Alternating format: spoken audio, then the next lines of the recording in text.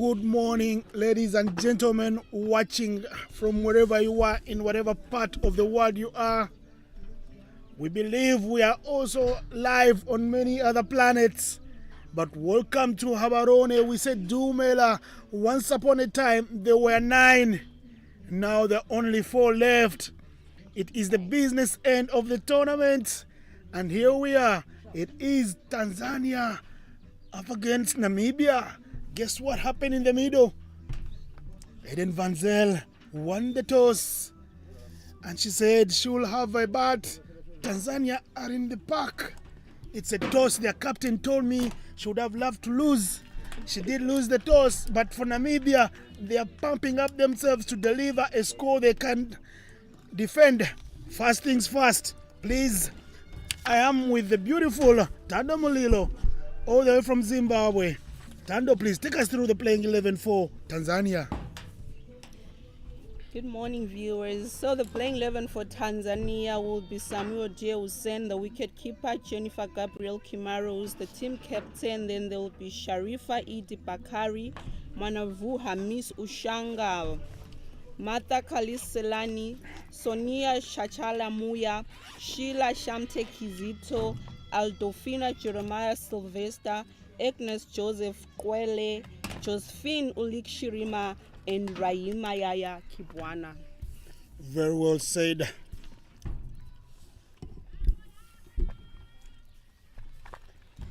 Tando, how was your morning? The morning so far has been okay. Can't complain. They say Habarone never goes to sleep. Did you have a good rest last night? Yeah, I did. I really enjoyed my sleep. I slept like a baby because I was tired yesterday. So opening the batting for Namibia will be Mekalai Mwatile and Angela Eda van der Merwe.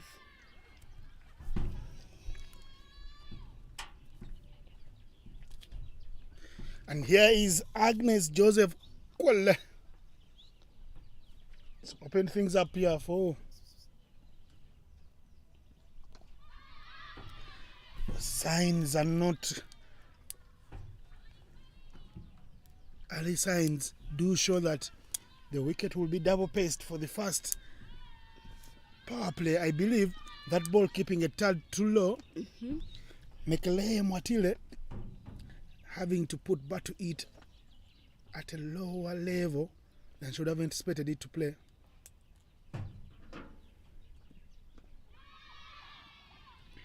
Well ball there by Agnes Joseph. Running in from the dark pod end. I love the way you said it earlier. Once upon a time there were 9 teams. And today we only have 4 teams in the semi-finals. This being the first semi-final in the tournament. That's the only thing that took me to school when I was a youngster. The teachers always had those beautiful tales in the morning of Mr. Hare and Haina, the trickery between the two. And here I tell you, it's the battle between Southern Africa and East Africa, and there are 2 East African umpires standing in to this beautiful one. Patrick Makumbi Musoke from Uganda, and on the leg side is Isaac Oyeko from Kenya. The scoreboard gets ticking in earnest. 1 run on the board. Mwatile, after looking at 3 deliveries, she says, I'll have a go. A little dab to the point area and off the set for a quick one. Yeah, so we saw Namibia scoring their highest total in the tournament of 191. Do you think they will be able to score such hit very hard? That is Angel van der Merwe in full flow. First ball outside off stump, never gonna hurt a batter of her class. She steers it, piercing through the offside. Well, she's broken her shackles early on. Brilliant shot there from her. So as I was saying, they scored 199, that being their highest total in the tournament. Do you think today they'll be able to score more than that, or maybe 150 plus? I'll tell you, I am not putting my money into any betting house this morning. I am staying on the fence. I won't be putting any money out there. I'll stay on the fence But Namibia do trust their abilities. It's the only reason they won the toss. They elected to bat. Better line from Agnes Joseph. Good comeback ball. And that is the end of over number 1. 5 for no loss. This tournament, we've seen 150 plus scores. The teams in the semi-final here, each of them getting that score.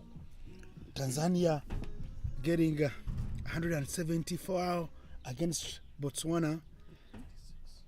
Namibia getting 191 against Botswana.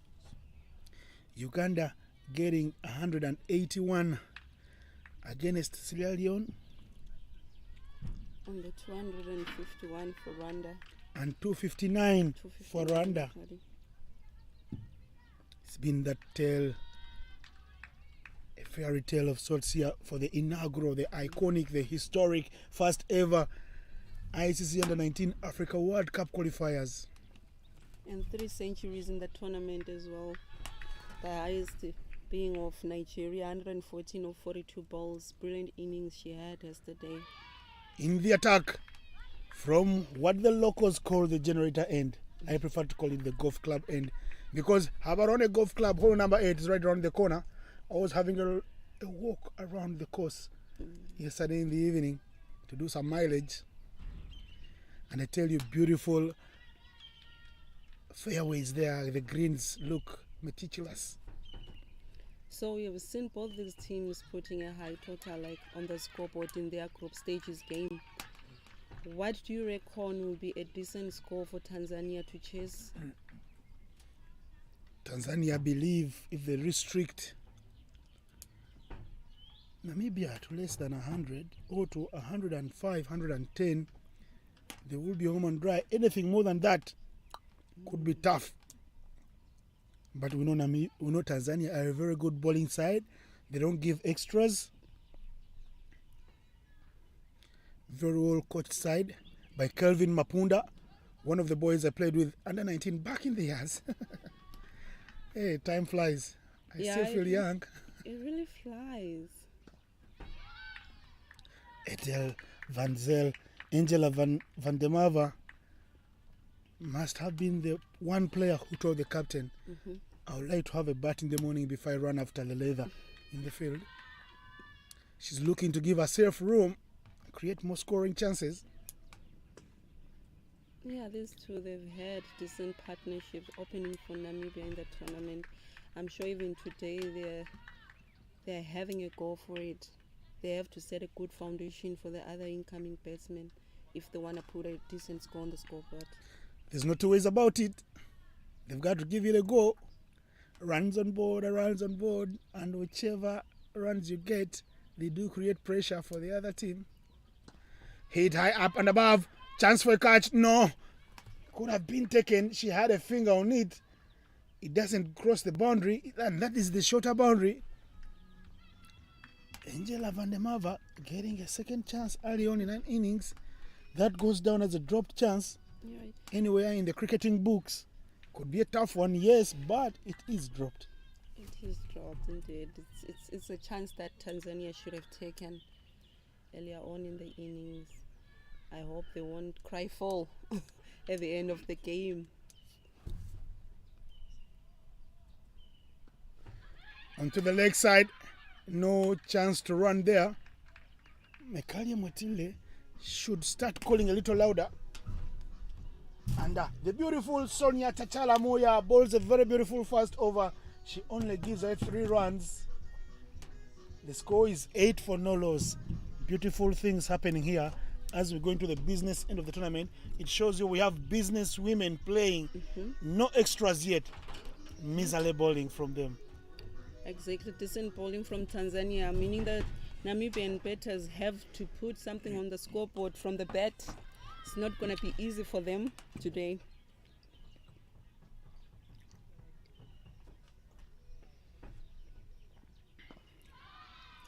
Well played there by Mwatile. Quali Joseph, good control of the new ball.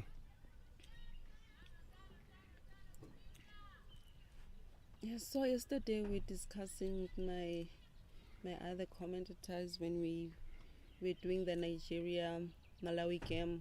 Like if we were to select the 11 in this tournament, I think we would have a strong team for Africa under 19. Are you suggesting that Africa should field the associate nations, so from Zim and South Africa, should field 1-11 in the World Cup? That could be quite an interesting game. Don't you think? And they could go on all the way and shock the world, win that first ever World Cup in Port and Benoni. There's lots of talent we've seen here over the past week. Hit very hard by the wrist protection this time round. The sweeper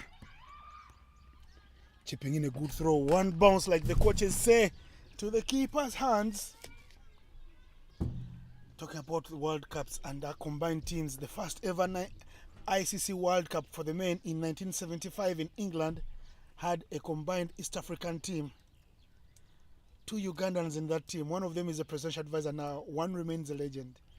Okay, I didn't know about that. Thanks for educating me. Yeah, things have happened. And well, Uganda have gone on to become an associate member. Malawi. So the South African team is no more. But that was interesting times as each country had to present its best to feature in that team. Okay. So what you're suggesting is actually not a far thought. It is a very big possibility. So in the afternoon, we're going to have Uganda taking on Rwanda. It's going to be very interesting match against those two. Shut off an LP, the umpire says not out. And we done and dusted with 3 overs. The score is 10 for no loss. The power play is halfway done and dusted. Tanzania didn't win the toss, but they're applying the squeeze. You know, when I saw Namibia winning the toss, I thought they were going to bat first. To my surprise, they elected to bat. And then now things seems not to be going according to the plan, not going according, like, on their way. I mean, 3 overs, 10 runs on the scoreboard, 3 runs just going over, 3 runs per over, of which I feel they're not making use of their batting power play. Sonia Chachala Moya, easily the first person I would select on this best 11 or best 14 from this tournament, continues to dot away from the golf club end.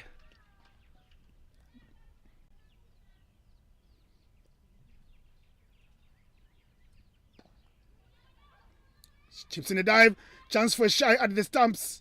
A little too late from the fielder running across from mid-on. Namibia, of course, coming here with no less than 10 parents to support the little ones. The parental support coming through is very vital at the grassroots level, and Namibia don't do it any worse. That is in her arc of hitting. She will trust her powers. I saw them in the nets early.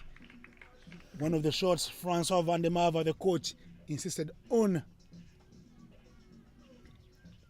Yeah, hoping to see more of those shots from Mikelai Mwatile, her being the opening batter of Namibia and being the aggressive batter of the lineup, Namibian lineup.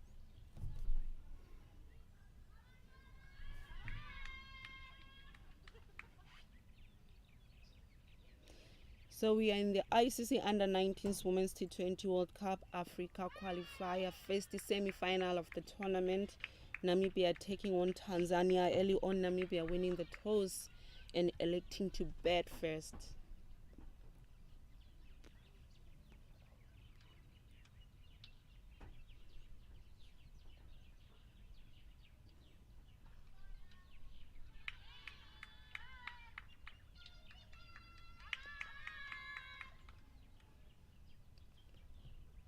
Tanzanian fielders, they seem to be so quiet. I don't know what's going on the back of their minds in the semi-final game. You say quiet, I say they are not quiet. They are watching tentatively. It's called jitters early in the morning. Early jitters do come in. This is a pressure game. Whichever you look at it, you could have been unbeaten like they are from the previous games in the group. But if you don't win today, you could as well have never come to the party. Well bowled there by Tanzanian bowler. It's a good thing the Tanzanian bowlers, they've just come into the party. They're bowling in partners, not giving away any extras to Namibia. The score is 15 for no loss after 4 overs. Tanzania will be happy with the scoring rate thus far. But Franz van der Merwe, the coach of Namibia, will be happy that he has 10 wickets in hand. But as they say, as much as they have 10 wickets in hands, a game of T20 is all about runs, keeping the scoreboard ticking. Don't we think, like, if these guys are not going to set a good foundation for the other coming batsmen, it's going to put more pressure on the guys outside, since the run rate now is, I think it's very low. At this level, we've seen that not all the team does bat as well as the guys that come in up front. Hit high up in the air. Chance for a run out. Is it completed? Not out, says Mr. Isaac Oyeko. Poor communication in the middle. Tanzania go to their prime bowler, the spinner, the experienced Mwanamvua, Hamisi Ushanga.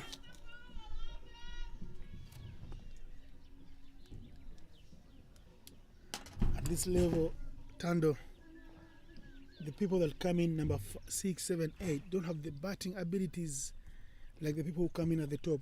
So if you keep your resources towards the back end of the innings, if they can come in and bat late, the fewer the balls, the more dangerous they are. Fine edge onto that one. Quick run, gully point fielder is there, but Mekalae Mwatile was off like a jet. You know, as much as you're saying they've got too many wickets in hand, I beg to differ there on that one. Imagine if these guys are to bat all the way to 15 overs and the score is still below 100. Do you think they would have set a good foundation for the other incoming batters? I believe resources in hand still give you an impetus to explode at the back end of the innings. I'll stay true to my philosophy there. Hey, 2 stubborn people in the comments box today.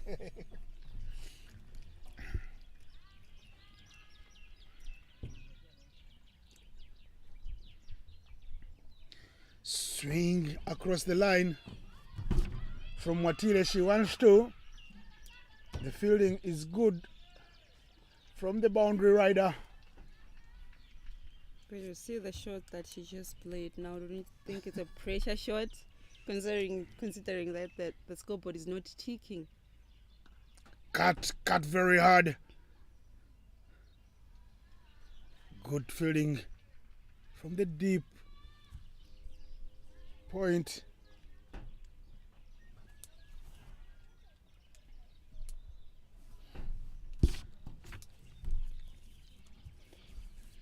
Mikaele Mwatile, the aggressive batter for Namibia. Is she going to be lucky today against this Tanzania bowling attack? Well, they do say fortune does favor the brave. She's right there in the middle. She can do that only by herself because she's got bat in hand and she's opening the innings. And that is the end of over number 5. The score is 19 for no loss. They are moving at just under 4 runs per over. The dugout is calm, subtle. You look around, you see the other big players in the park there.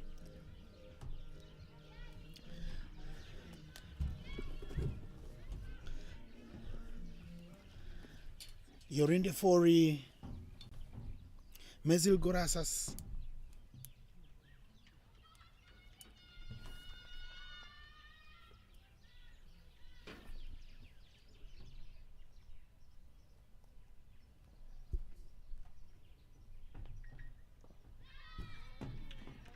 Right in the middle. Sheila Shamte Kizito into the attack from the Habarone Golf Club end. Hit high up in the air. Who wants it? Under it. Not a chance. Mekalaye Mwatile gets a second bite at the cherry. We saw Van der Merwe, tough chance given out. This was looked easier. Butterfingers up front.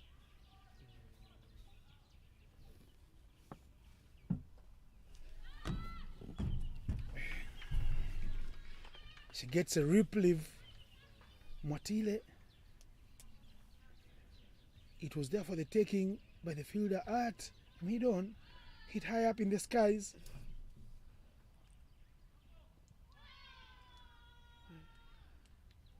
Extras.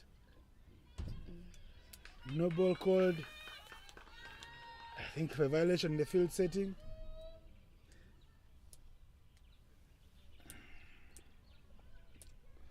Chance for free hit.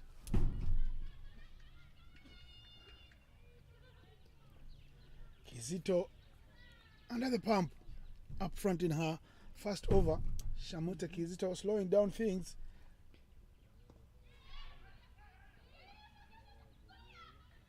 The free hit is not punished by Angela Van der Merwe. So the pressure is mounting up on the Namibian batters. And they're getting chances. We saw Van der Merwe dropped in the second over. Just this over, Mwatile has been dropped. That is a powerful hit. That will pepper the side screen. Hey, Van der Merwe says, hello, good morning, I am here to play. And finally they get a boundary.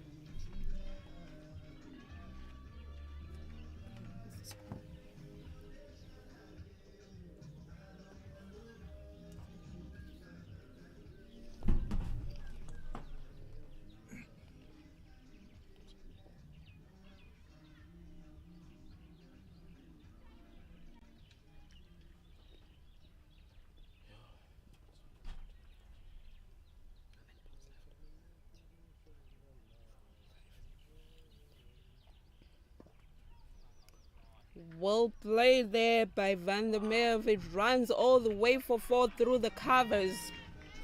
And there is a roar from the dugout of the Namibians because there are 2 boundaries in the over, easily the most fruitful over thus far.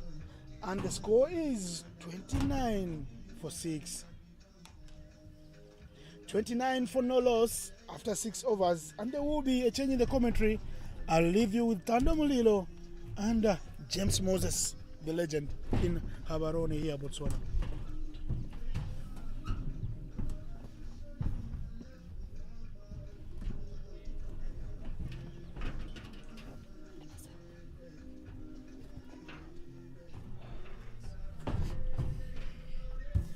Good morning, Jay. Morning, Tand. Enjoying the game so far? Yeah, opening start is pretty slow, but from Namibian point of view, but I think Namibia is being very tactical.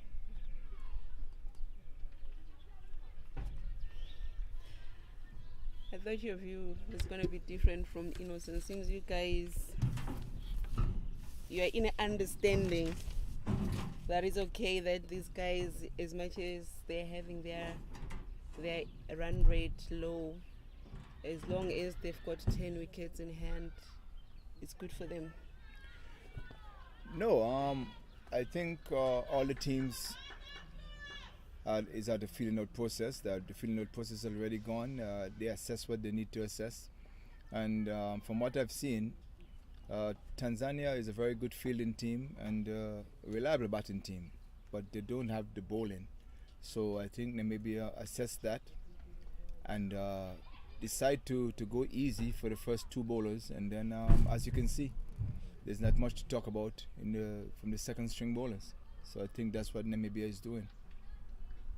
I don't know if you guys realize that the women's game is different from the men's.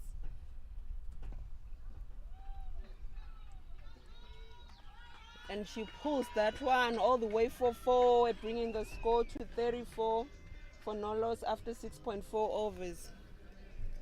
So as I was saying, women's cricket, the way we play is different from the men's. Like you guys, I know you're speaking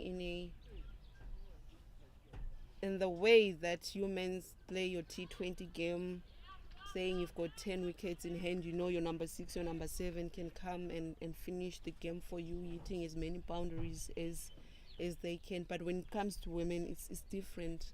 I don't know if you guys considered that as well.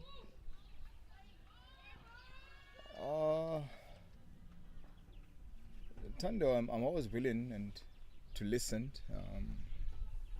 You can educate me in the difference in gender, but I think the 7 overs bowled, then the score is 35 for no loss. So you were saying, Jay? Yeah, I'm always here listening, willing to be educated.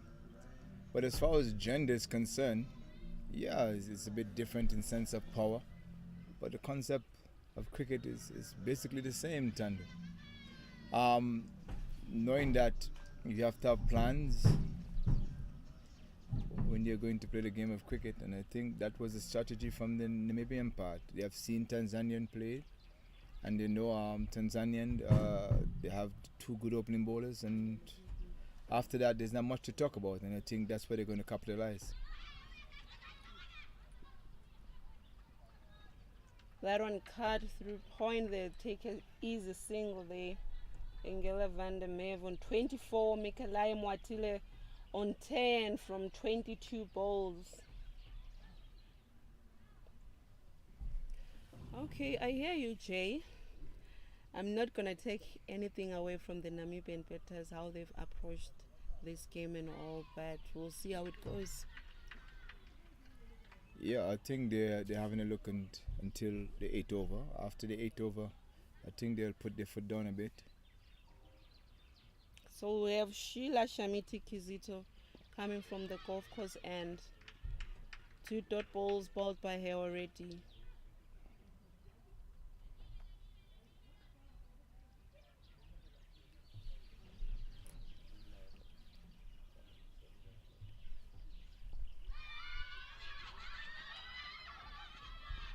A missed run out there by Tanzania. You know, these guys, the batters, they've offered 2 chances, 2 dropped catches, now another missed run out. Don't you think they will cry foul at the end of the game, Tanzania? I don't know, maybe is it the nerves or something? I don't know what's happening with these fielders today. The feeling is not too bad from the Tanzanians. A little bit undecisive, but it's the semi-finals. What can you say, Tan? So the pressure is on both teams. They all want to go through to the finals of this tournament. What are your thoughts on where Namibia wants to be at particular overs and the final total? I think Namibia is really playing this strategy right. Tanzania, I think, have averaged just about 120 runs. And Namibia averages. So Namibia was thinking, if we get 150 on the board, we can defend that. And how do we get 150 on the board? By playing it session by session. But at the rate that they're going now, do you think they will get to 150? Because from how I see it now, these batters, they're just playing it too carefully, don't you think? Yeah, maybe they're a bit too careful, but also the wicket is very slow and low. And remember, it would only get worse when Tanzania goes to bat as well. So the element from the point of view that the runs is not coming, remember Tanzania still has to bat and Namibia still has at least 3 other good batsmen in the shed there.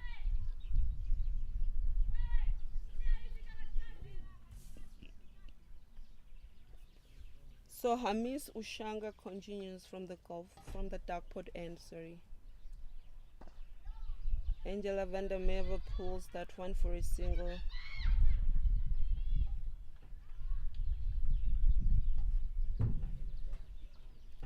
Thunder, the energy level is a bit low. I don't know if it's the pressure that is on Tanzania. Obviously, it's the pressure. Both teams want to go play in the finals of this tournament, Jay. So they try by all means the mistakes that they're going to make today. I'm sure they're trying to cut them down as much as they can. As you can see from their bowling perspective, they've got less extras. That the bowlers came in and they're so disciplined. They want Namibia batters to work for their runs. Yes, and you're right. That goes back to what I was saying in sense of tactics. Namibian have the last game. They've given about 10 jump catches the last time. I think they're trying to cut down on most of that this time. So far, it's just one jump catch and we can say 2 close chances.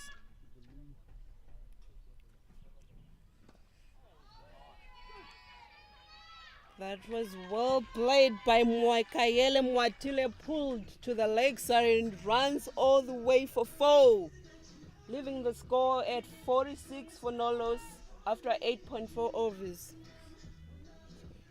Just as I said a couple of minutes ago, by the time they get to the 8th over, and that is a strategy we see the national team played against us also.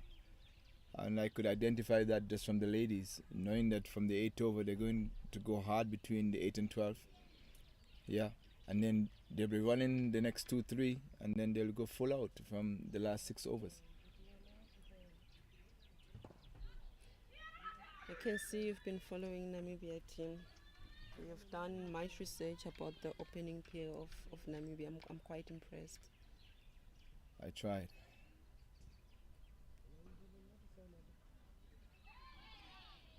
Well bowled there by Ushanga.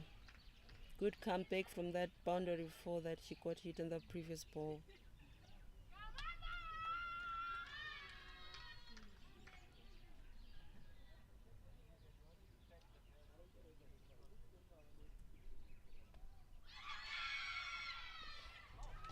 And the umpire gives it, caught behind. That was going wide, Jay. I don't know what's happened there, but the batter seems to stand for a little while. Maybe it was a noisome somewhere, but the umpire seems very positive about that decision they made there. Yeah, it was caught behind, going after a wide ball. It says it all. The batters are now under pressure. They're realizing the scoreboard hasn't been ticking. I mean, they haven't used their power play. And now the wicket of Mwatile falls down. And that brings the end of the innings of Mwakayele Mwatile, bringing the score to 46 for 1 after 9 overs bowled in the innings.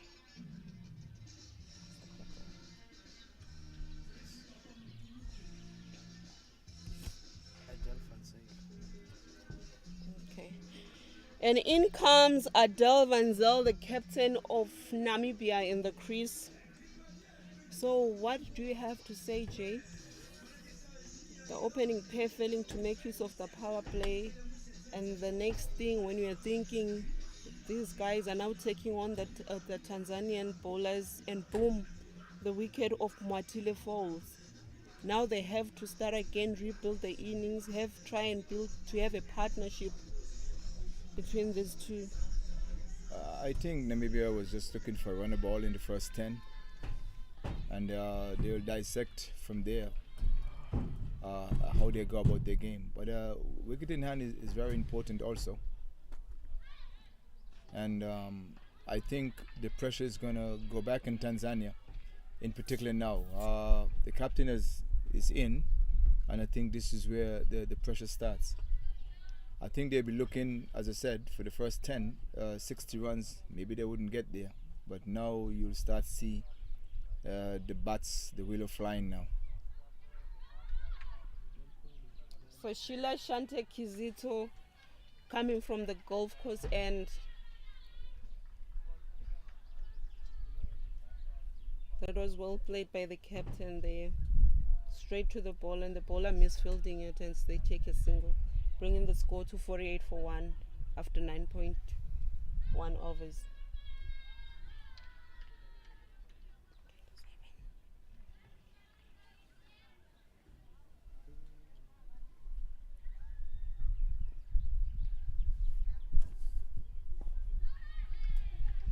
Well bowled there by Kizito. Well played. Good cricket all round. Yes, Tandu. Namibia will be looking for at least 130 here, which is the par score for Tanzania. That is if they're going to get that 130. Honestly, I think they will. They still have two good batters in the shed there. I think they can get to 130.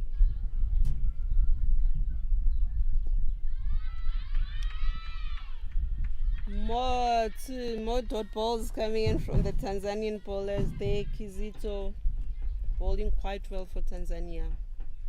I think this game is going to determine on how well Namibia bowls and the extras. So far, Tanzania has been very disciplined in their bowling. A little bit here and there when it comes to the fielding, but the fielding has been reasonable also. Yeah, he's been but a bit shaky, missing out on that run out and those 2 catches which Namibia offered earlier on in the innings.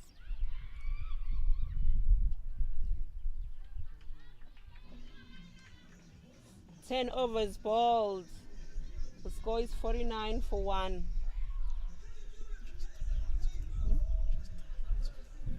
Just 3 runs off that over, Jay. Tanzania, we can see a lot of change of game plans. Early on in the tournament, Tanzania had set game plans. Certain bowlers came on and bowled the first 4 overs. Certain bowlers bowled the 2 overs, but now we can see they're chopping and changing. And I'm sure in the next 2 overs they'll bring back their strike bowlers. This would just be psychological for Namibia if they have to bring back their strike bowlers. Exactly. That to show Namibia is doing what they plan to do in the first place. And I like the way the Tanzanian captain is rotating your bowlers. And each and every bowler who's coming to bowl for Tanzania is very decent. They're disciplined, not giving away many extras in this innings. That's a big positive for them so far. Yeah, well, let's see what Captain Van Zyl is, her approach in this over. That's a good ball. Shouts for an LB and the umpire says not out. That was a close one, I can tell you.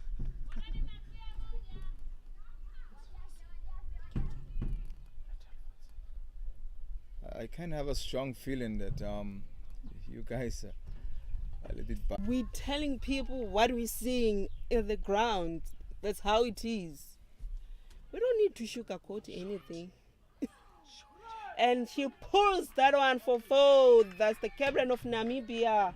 Then the Merv bringing the total to 53 for 1 after 10.2 overs.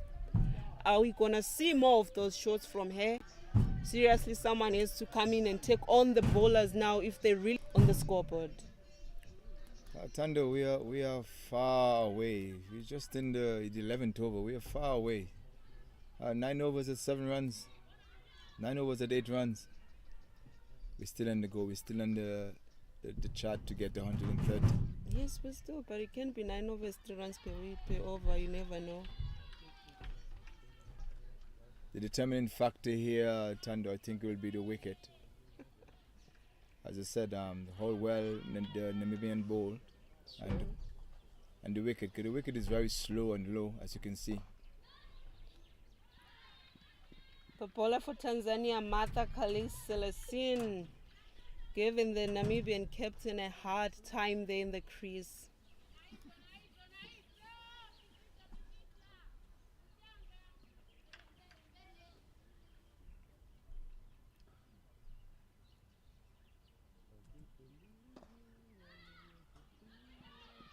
Well bowled there by Martha Celestine. Can't help but to notice that Tanzania is a bit low. I'm wondering why. Usually they're very vocal on the field.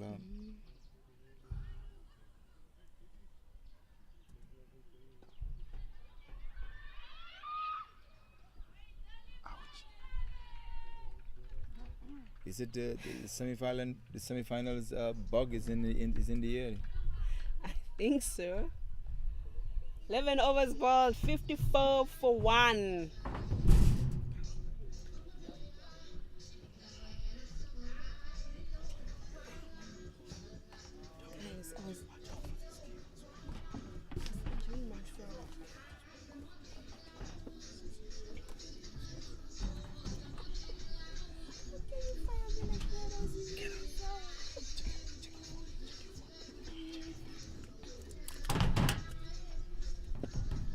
Tanda and James leave the commentary box, welcoming myself, Florence, and Mr. Innocent from Uganda.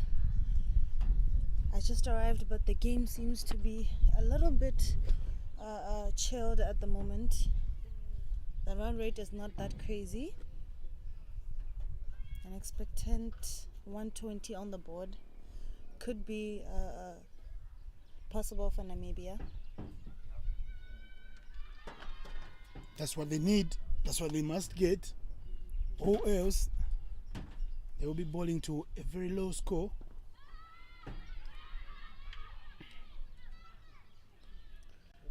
Edel van Zyl and Angel van der Merwe have the power, have the skills to give Namibia a go. Because Namibia is scoring at about 5 per over. They need more.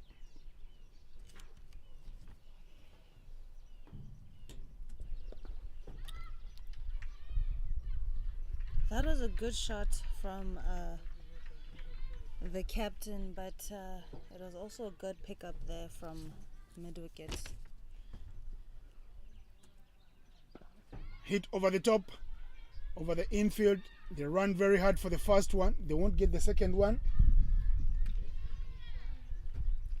I don't know if it's because it's the semi-finals, but everybody seems calm today. You need to reserve the energies to do the hard work. That is fielding, bowling and batting. She's got 27 from 26. Good strike rate there, 103. Edel van Zyl, the skipper, coming in, and she's got 7 from 14. Just one delivery. Hit high up in the air. Who wants it? They won't even take the single. The Tanzanian bowlers and the captain, Jennifer Gabriel Kimaro, have been slowing down things here. Bowling spin and more spin. Sheila Shamite Kizito with a beautiful name of a saint, celebrated in East Africa on June 3rd. Kizito doing the hard work for Team Tanzania. That is, will find the gap but will not cross the boundary rope. They're dealing in singles. I don't know if this is the plan. That is the end of the 12th over. 7 runs in that over. I have to say that's very dangerous for Tanzania. The middle overs, usually that's where the batting team tends to score the most, because they've already gotten used to the pitch and they've already gotten a little bit of confidence to have been there in the middle after the first power play. So Tanzania needs to be very careful and not relax any much as Namibia wanting to be aggressive as much as they could. 56 for 1 after 12. They have 9 wickets in hand. I shudder to think what Flores would be planning to do if it was you out there in the middle playing for Botswana, what would be the game plan? Honestly, the game plan would keep them anything below run a ball, but playing ball by ball is definitely amazing. And there she was looking to do exactly what he was trying to say. Hit hard over the top. She perishes. Angel van der Merwe. Big wicket for the Tanzanians. Tanzania would be very happy with the dismissal of Van der Merwe, but they have to be careful as the next batter coming in is somebody that has already played for the senior team, and she has not scored that much in this tournament, so she's looking to make sure that she makes a mark on this game. See if she can push Namibia to the final power play of this match. That was the delivery. Bullseye is what she went for, as Van der Merwe went swinging hard at one that was right in the middle. But her departure brings another talented player, Maisel Gorassas. Gorassas is in the middle. We know her to be a capable batter. She broke many Ugandan hearts in April during the Capricorn Tri-Series in Windhoek, hitting 21 off one of Uganda's pace bowlers at the death. We know her for good leg spin. She has been keeping wickets this tournament. And she's very quick between the wickets, so a run out is definitely not in question for her. Martha Kaliste Celestine continuing to operate from the university end.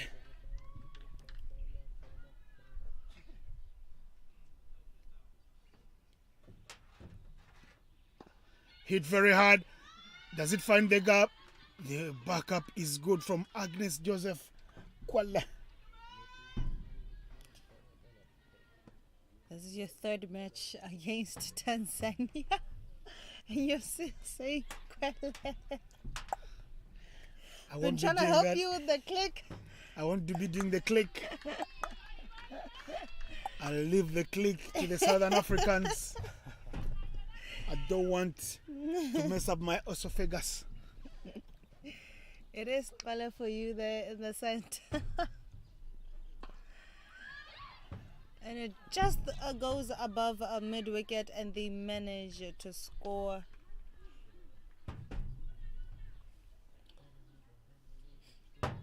Shamite Kizito already threw half over spell. She went for 18 at 4.5 per over. That's not bad. Martha Kaliste doing very well too.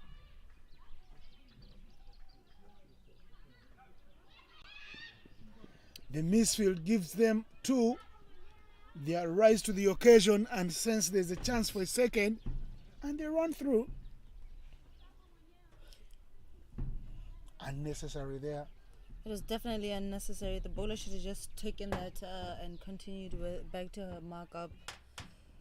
But it is good for Namibia managing to squeeze another single there.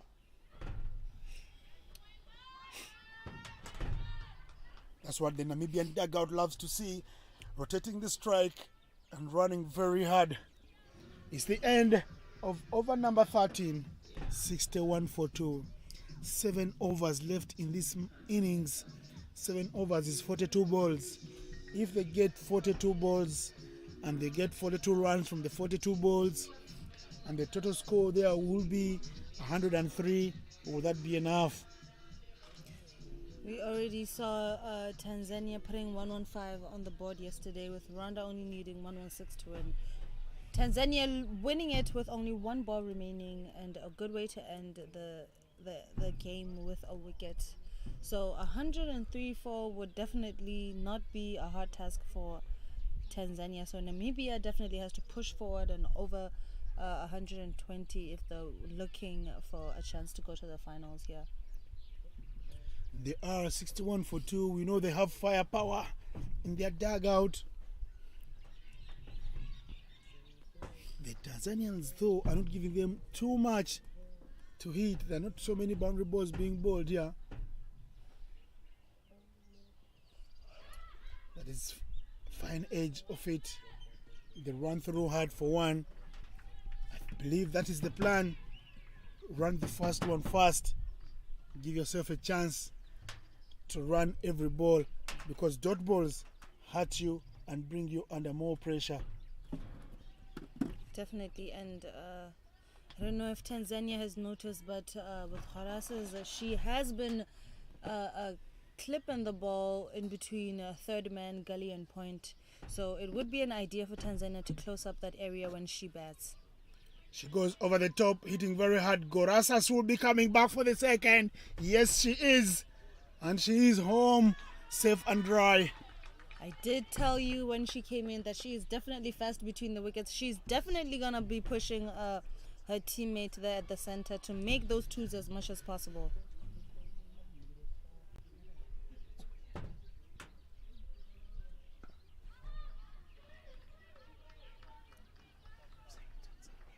New bowler in the attack, Josephine Shirima.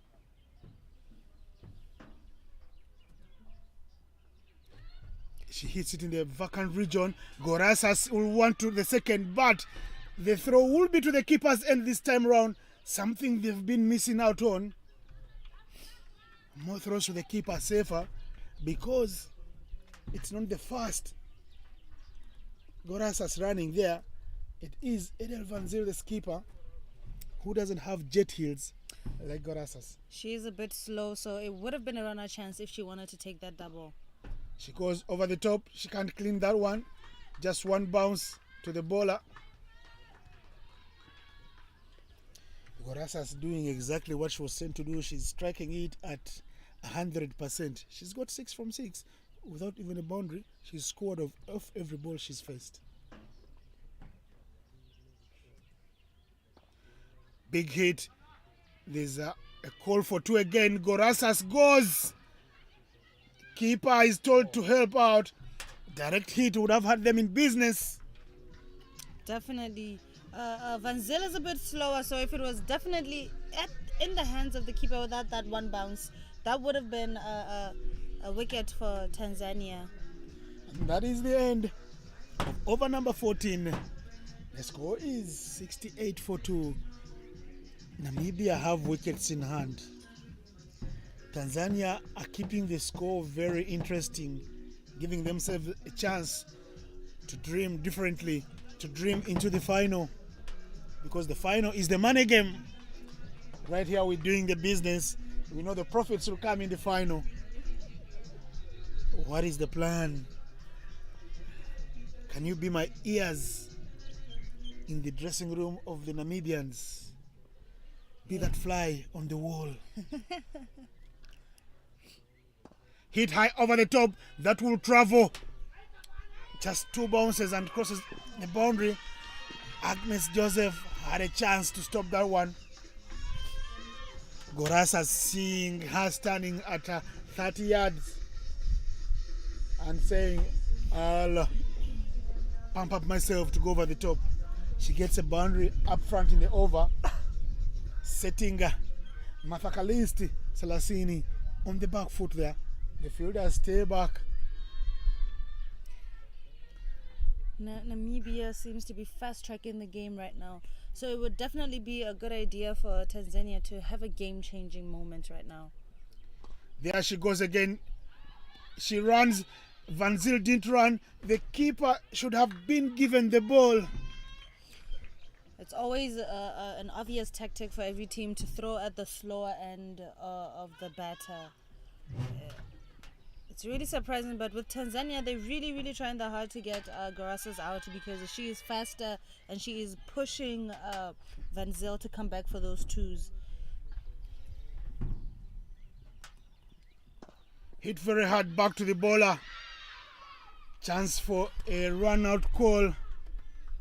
Mathakalisti Salasini dying a little for our country there. If she'd missed that one, it was going to be running all the way to under our noses. Hit very hard back to her. A run out chance. Mr. Umpire Patrick Makumbi says not out. If Garasis had been a little bit later in going back, it would have been a wicket. Hit very hard again, and it stopped. Another chance goes down, but I prefer to call that one a save. It is a great effort from the bowler. That catch was definitely wider from her, but she still managed to throw her body down and to try to get that catch for her team, but unfortunately it was all in vain. Van Zyl is a power hitter. She's going harder and harder.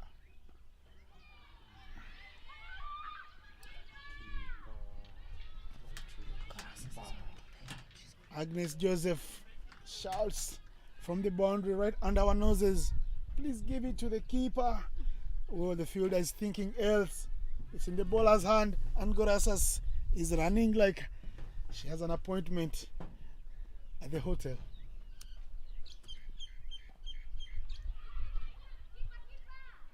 Good throw this time round, right onto the money. It is 15 overs done, 74 for 2. The run rate is 4.93 per over. 6 runs per over will give them a chance. But the two batters out there have the power. Van Zyl has struggled in her innings. She's striking it at 63%. They still have wickets in hand. The information from the dugout is clear. Another 30 balls left in this innings. Florence, how many? Looking at yesterday's performance. But I have to tell you, Tanzania has to be careful in these middle overs. If they are not awake, Tanzania... Gorasas is off again. Throw to the bowler. Van Zyl was already there. She found ground because Gorasas is urging her to run harder. Hard running will give them extra runs that their bowlers can work with.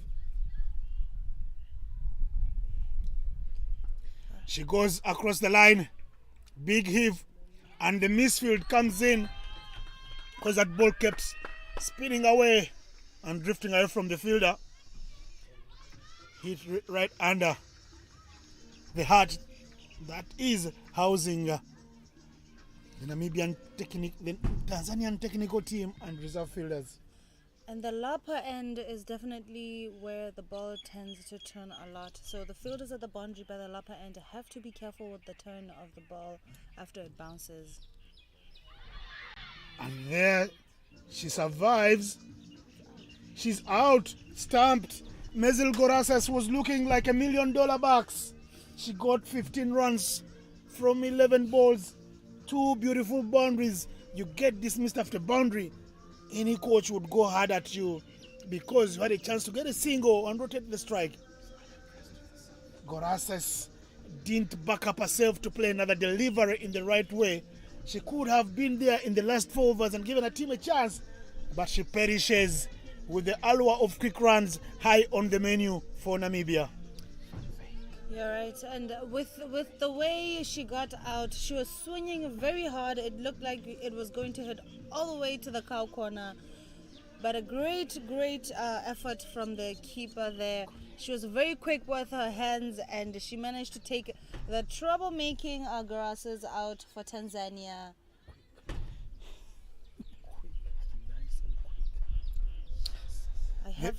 Saumu Deo was saying there with the quick hands, gifted hands I call them.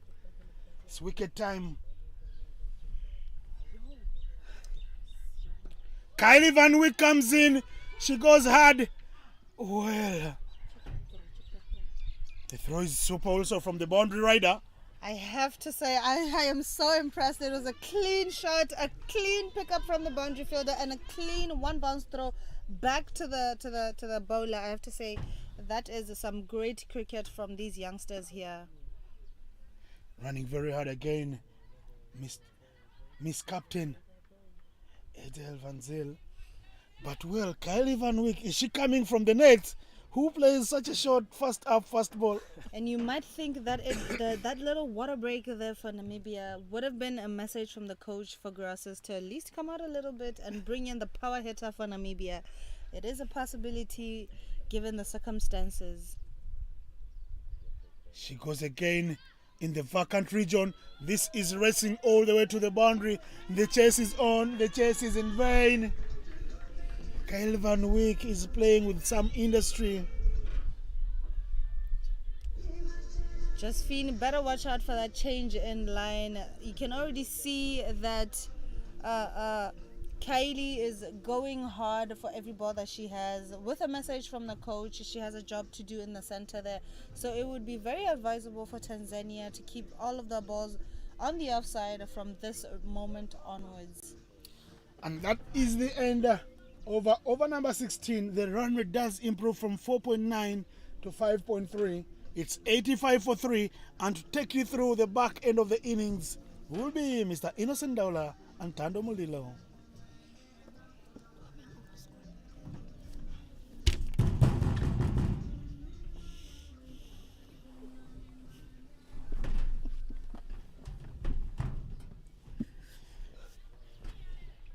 Tando will come back.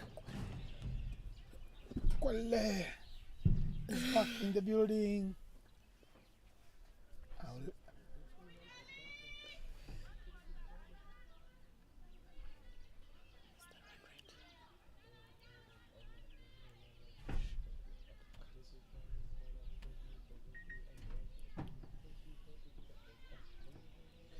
From the spin, the last 4 overs are given to the pace bowlers.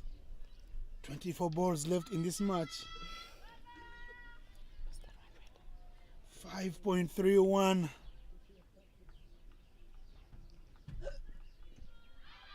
Right in the middle, that will not be not out because the bowler is wise. As the batter looks to create room, she follows her.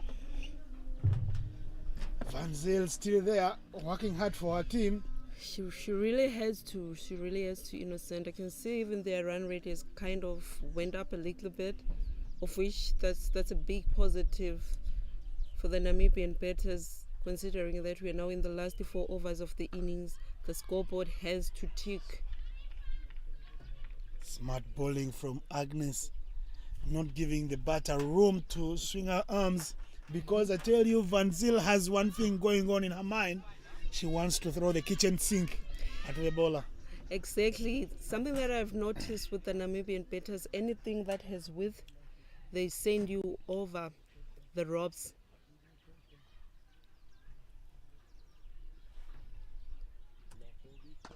Well bowled. She gets the room. The long barrier is good. They're running back for the second. Will they be home and dry? Oh. The miss. It's missed, and they have a chance to run for a third one. Throw, 1 run short. Umpire Patrick Makumbi from Uganda. Pressure.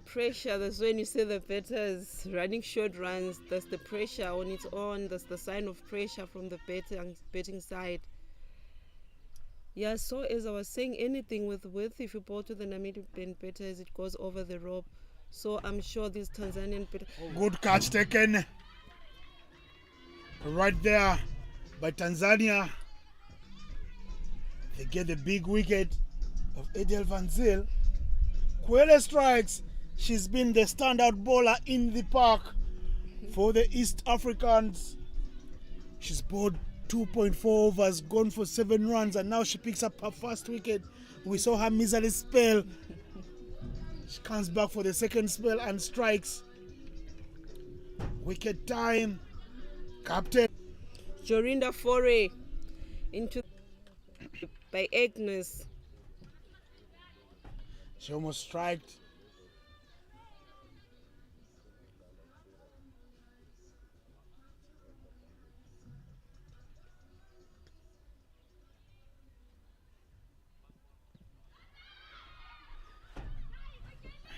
Shouts of an LBW. The umpire says no doubt. It goes down leg by signaled by the umpire. Jorinda Foray will stay on 0, but she'll rotate strike. The bowling Kwele bowling into her legs. She's been very brilliant with her comeback spell. She's giving her team a chance to fight. Namibia just have to keep the scoreboard ticking. Even if they're not getting the boundaries that they would have loved to get in the last 3 overs, at least if they rotate strike, take the singles, just drop it, they can keep the scoreboard ticking for them to put on a decent score on the scoreboard, maybe 120, 130. 120, 130 is a hard ask if you ask me now, because Sonia Chachala Muya is back from the golf club and there's a big appeal for that. Yorinda Fury runs and stops. She has her partner in trouble. Calvin Wick is going to take a quick shower before the second innings run out because of poor communication between Yorinda Fury and her. She's not very happy as she trudges off the park. Wickets are falling here. You ask for 120, 130, impossible at this time because they're running out of resources in balls. They have wickets in hand, 5 wickets in hand, but they're running out of balls to play. I wish they could get to the 3 magical figures, the coveted 3 figures, the 100 plus. Any run after 100, I believe, will be a victory margin for them now. Yeah, it will be. Like I said earlier on in the innings, when I say these guys, they're failing to make use of their power play, it's going to hound them at the end of their innings. And that's exactly what is happening now. Wickets are falling.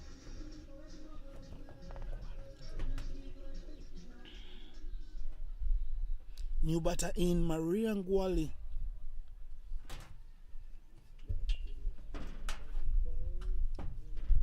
Maria, is she going to take on the bowlers? Ball top of off. Super Bowl up front is business. Showtime. Tanzania have their tails wagging. The late show from the Tanzanians. Exactly. I had said before, the way we women play is different from your men's T20. I had said it before. If we fail to make use of our power play, the women betting number 6, 7, they are not hard hitters like what we see in men's cricket. And then now the pressure is now back on the Namibian betting, the changing room. The batters, the wickets are falling now. Out goes Maria. In comes Naomi Benjamin. She's got a very beautiful name and she must play a beautiful cameo at the back end of the innings here. Pressure is on the Namibian batters. Score still on 87 for 6 after 17.2. I doubt if they're going to get to 120 innocent. Maybe 100, 105, somewhere there. Hit hard. Chance to run for 2. Yorinda Fury did cost her team 1 wicket to run out. Kyle Van Wyk, this time round, she looks at Naomi Benjamin and says, mate, stay your end. Let me face some as well. She goes hard, very, very hard. That is racing away all the boundary. The boundary rider right there can only ball watch, and that beats her to the line. Fury is key in Namibia's pursuit of that 100. She really has to take on the bowlers. So with that boundary, it brings the score to 92 for 6. Are we going to see more of those boundaries from Fury? She really has to take on these bowlers if she wants her side to put a decent score on the scoreboard. She goes again. That will be 4 back-to-back boundaries. Fury is flowing like a river.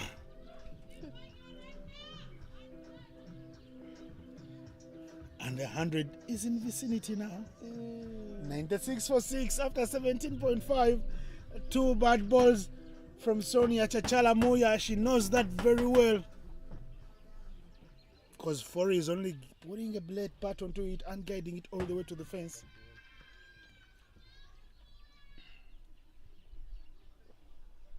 Namibia thrive on poor bowling and they have scored boundaries every time. She goes harder this time. Does it beat the fielder? They're running hard for the second. The throw is on. Sonia stops it. They get 2 runs in the over. 10 runs. Make it 11 runs in the over. 98 for 6 after 18.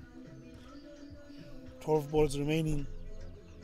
Can they get 20 runs and give us a game in the second innings? And we've seen Yorinda Fury is playing with some fury.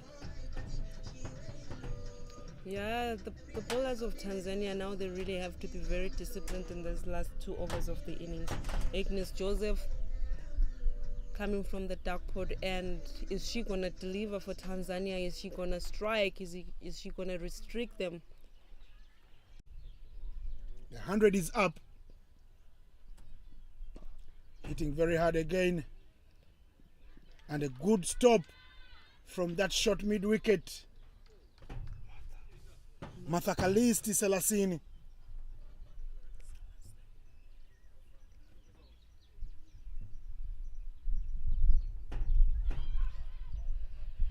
And Agnes strikes again for Tanzania. That brings the end of the innings of Jorinda Fury. Tanzania strikes again, 7 wickets down. The score is still 100. Good catch taken to dismiss the dangerous Yorinda Fury, who will say a bit of how with the ball later in the second innings.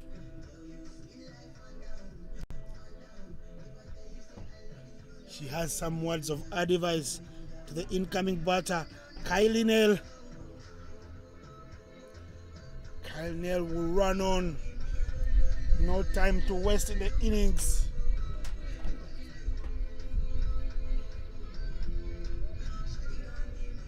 So we're in the ICC Under-19s Women's T20 World Cup Africa Qualifier, first semi-final in the tournament. Namibia taking on Tanzania earlier on. Namibia won the toss and elected to bat. Namibia are on 100 for 7 after 18.4 overs. 8 balls remaining in this innings.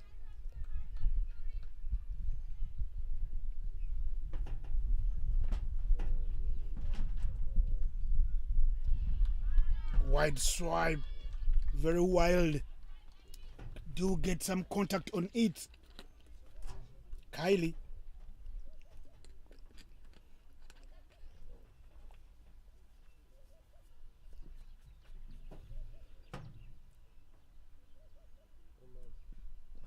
Hit high up in the air. The keeper takes a beautiful catch.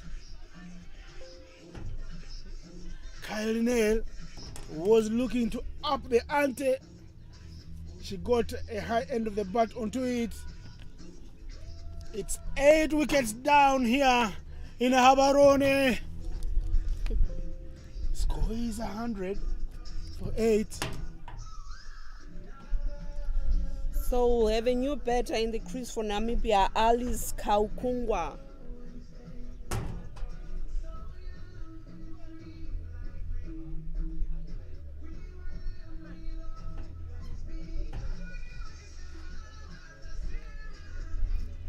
As we had said earlier on, once upon a time, there were 9 teams in this tournament, but only 4 have remained.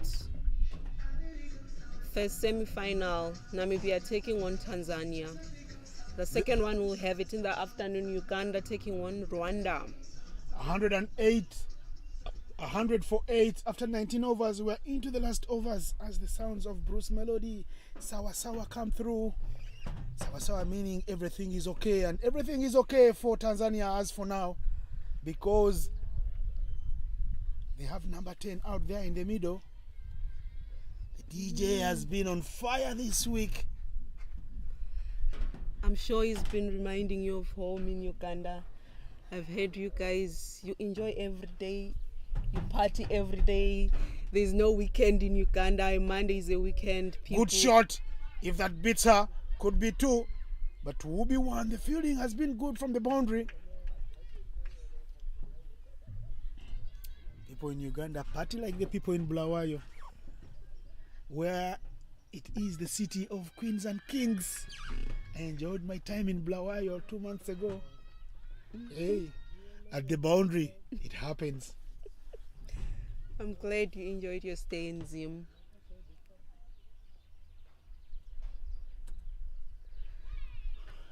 Ill-advised wild swing. Get some contact. You're not the batter. You are a bowler in the team. You're required to put bat on ball and run, because all you do is running with the ball. Come on, Alice. You know, Kaukungwa. well, these bowlers, they always want to end their innings in style. Hitting She a goes four. hard over the top. Chance for a catch. Put down. Her teammates are not very happy with her, and rightfully so. She apologizes. That's Hamis Ushanga dropping that cage at backward point. Elder stateswoman, she plays for the senior side. She's supposed to have done better. Exactly. If she's playing for the senior team, she has to lead by example, you know.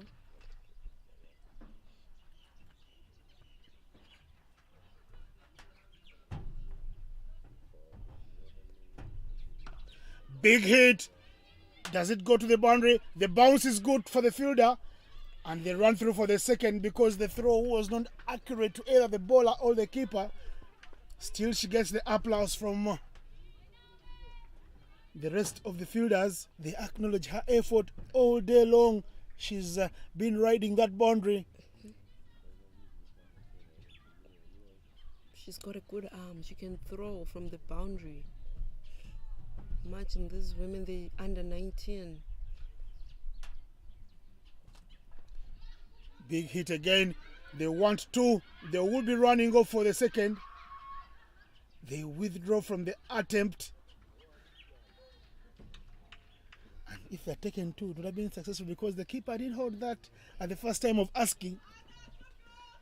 So, last ball of the innings of Namibia. There's a rallying cry from the captain, Edel Van Zel. She says, go hard, mate.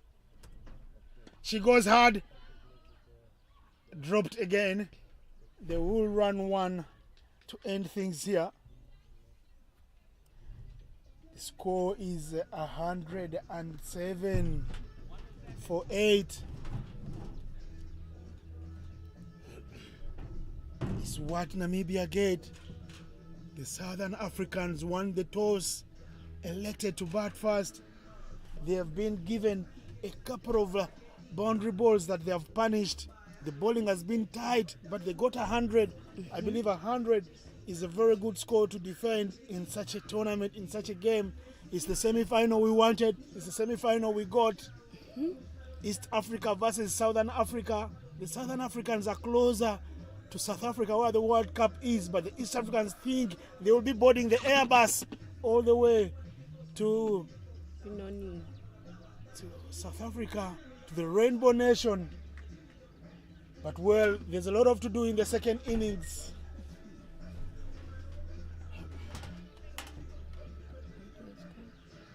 Take us through the scorecard of Namibia's batting under the bowling from the Tanzanians.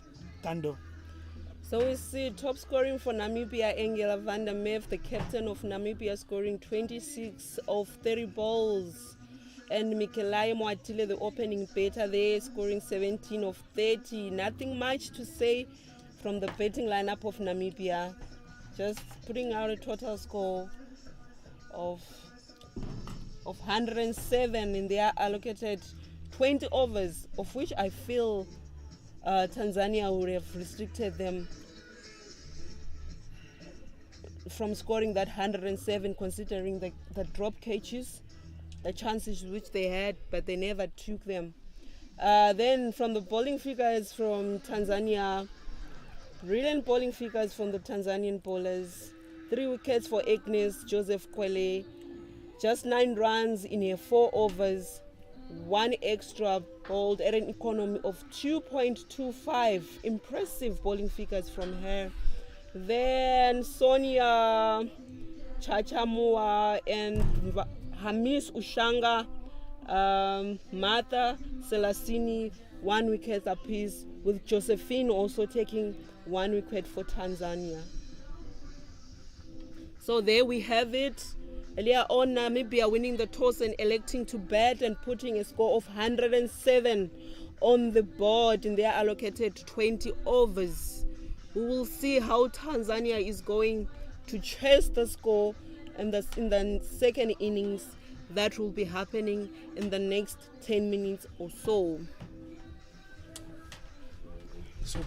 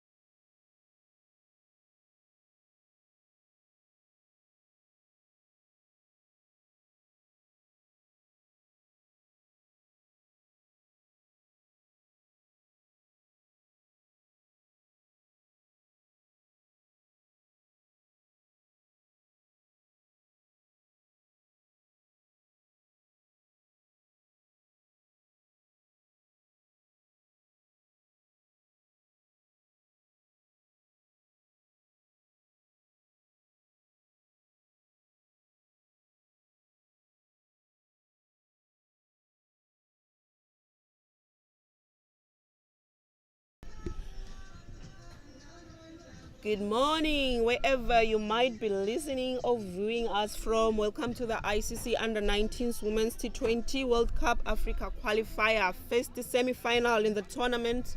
Namibia taking on Tanzania. Earlier on, Namibia won the toss and elected to bat, putting a score of 107 on the board.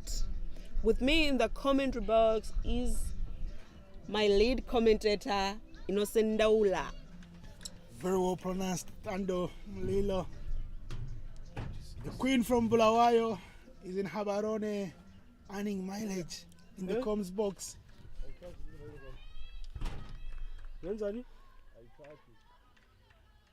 Serious? Yeah, I'll check for you now.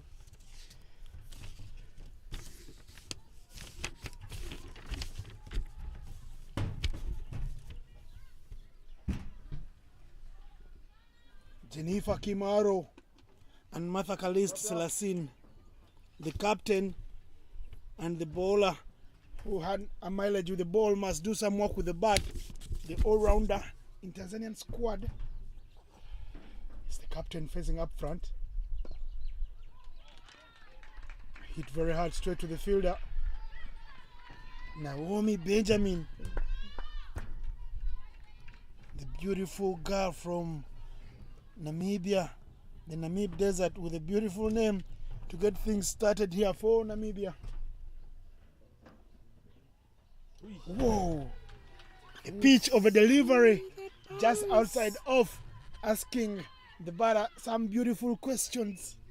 That was a good ball there from Naomi Benjamin. One of a kind so far in this team, in this game, I mean. The power play will be vital.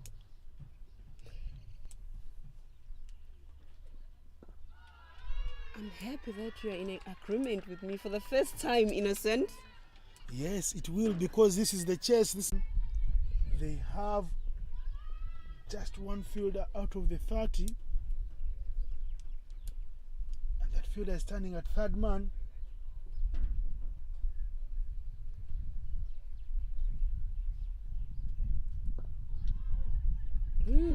That was a good ball from Naomi Benjamin there. Well bowled. Trying to deny Tanzania any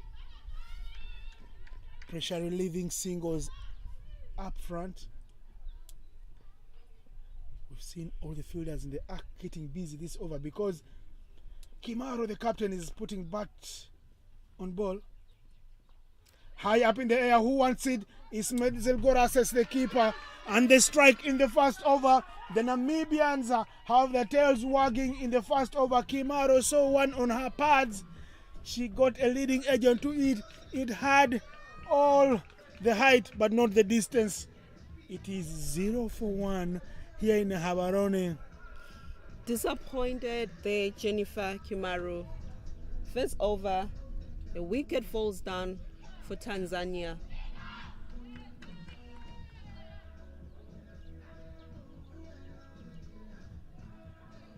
She just had to use a straight bat. Jennifer Kimaro rolling a wrist there, giving the wicket keeper a very easy cage. I've seen a couple of keepers drop such catches because of the helmets they wear.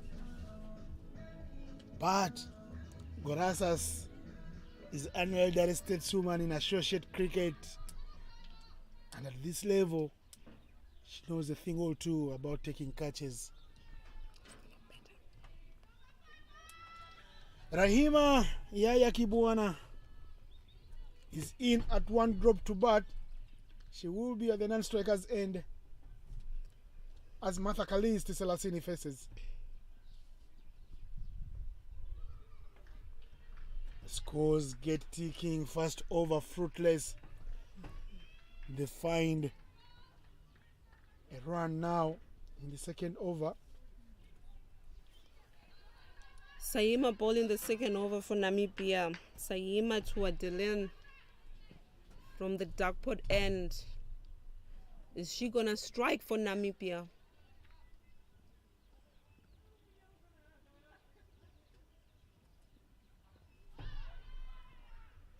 She wanted a single. Kibwana. Selasini not eager to run.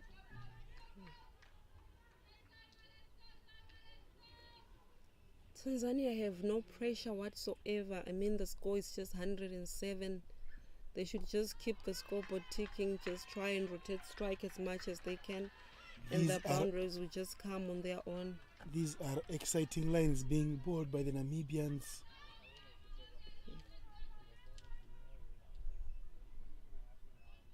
Exactly. If they really want to win this game, Namibia has to be very disciplined in their bowling. Right on the money is to Hadeleni. She's happy to do one job, hit one line. It's upon you, the batter, to improvise.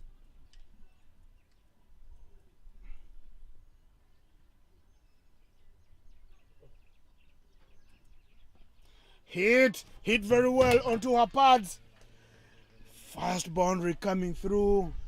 Kibwana looks at 3. The 4th will go to the boundary. It's the first boundary in the match for Team Tanzania. And the scores keep moving on and on. The kick on. That was a good shot there by Rahima Kibwana, playing it off her pads. Brilliant shot it was.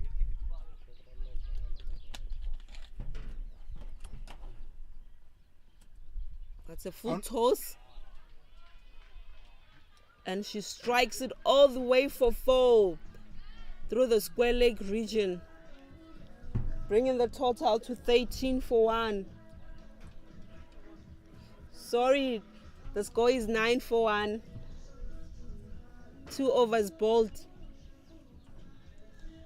2 boundaries in the over. First over was a wicket maiden. Second over, we see to Hadeleni coming through and bowling 4 balls right on the money. And then she strays onto her pads. And like the skipper Kimaro, who edged that one onto her pads, the Tanzanians paying Namibia back in the same dosage of medicine by hitting anything loose to the boundary, because that's exactly what Namibia did. They didn't go for anything full. They kept it playing straight and easy, back to the bowler, not forcing. But anything short was punished. Yeah, now Tanzania have to capitalize on those loose balls because it's very dangerous. Chasing a low score of 107 and failing to capitalize on those loose balls.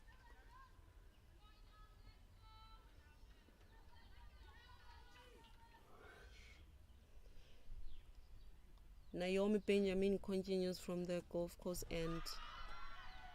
Well bowled there by Naomi. Wrapping her on her pads, giving her no chance to play any shot.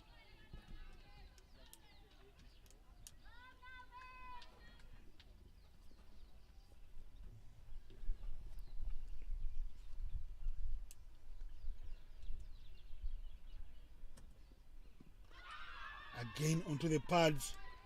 You can see that exciting field setting.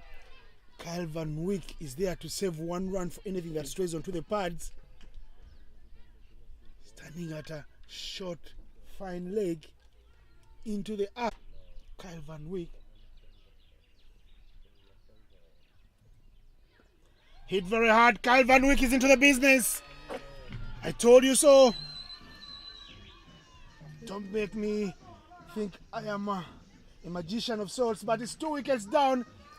Naomi Benjamin strikes in successive overs. She's yet to concede a run, and she has 2 wickets to her name. Those 2 wickets are not hers, but they're Namibia's wickets.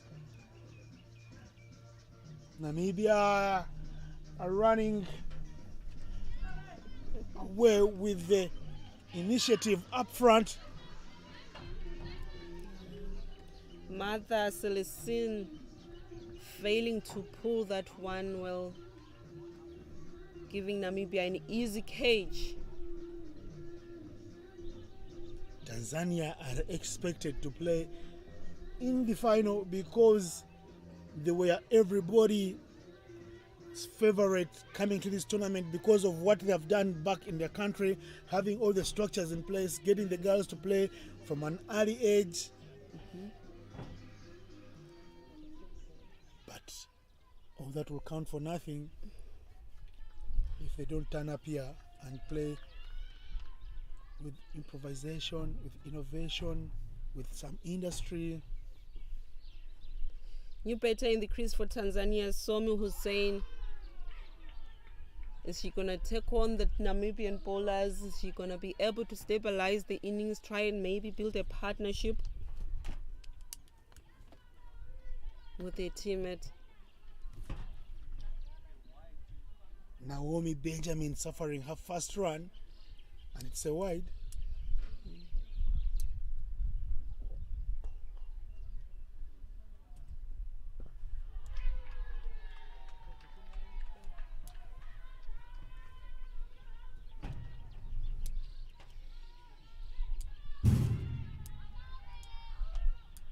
A lot of support for Naomi.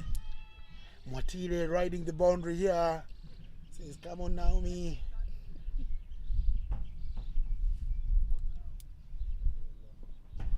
Hit in the gap. Chance to run. They don't run because there are two fielders backing up there. Kylie Van Wyk and Yorinda Fury standing at square leg and fine leg in the 30. Lots of pressure up front. It is 10 for 2 after 2 overs, after 3 overs. 3 overs. Naomi threw her 2 overs. She's gone for 1 run. She has 2 wickets. Time to work for the batters in Rahima Kibwana and Sahumudeo Hussein, the keeper. We saw her with good hands behind the stumps. Can she show us a little more of those gifted hands with the bat? Onus is on her.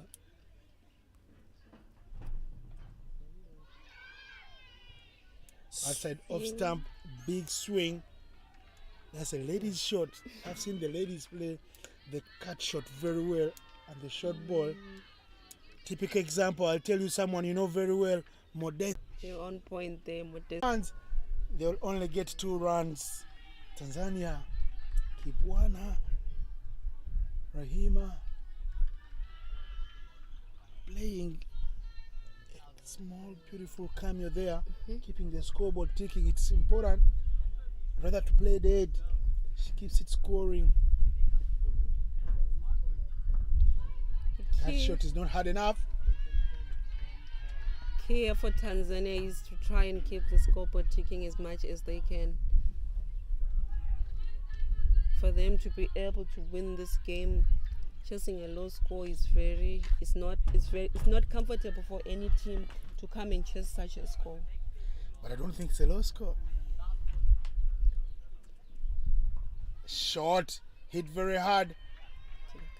The 30-yard and the offside is parked. No breathing space. You've got to work extra hard to find room in that offside field. Score is 12 for 2 after 4 overs.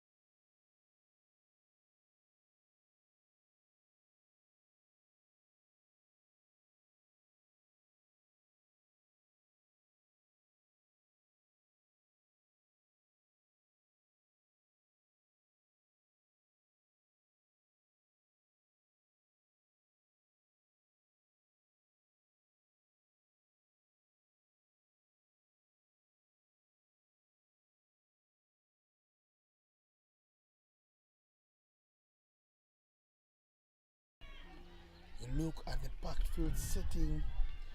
Urinda Fury riding the boundary at mid-wicket for the loose delivery that comes through. The rest of the fielders are standing in the 30. Pressure is on in the Tanzanian changing room. As you see their team manager, they can't even sit down, keeps on moving around. Mr. Taher Kitisa, a seasoned administrator, has done lots of work for Tanzania, not only cricket but their Olympic committee. He was in Birmingham for the Olympic Games. Another swing and miss. They're almost hitting the off stump.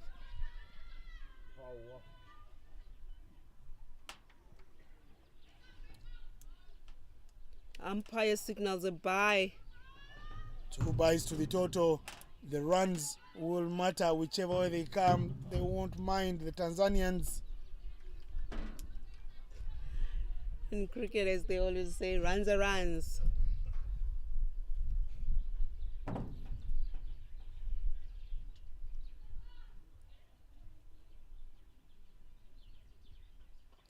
Cut this time round and cut very well. Oh, Raima falling there, trying to go back for the second one. And she just slipped.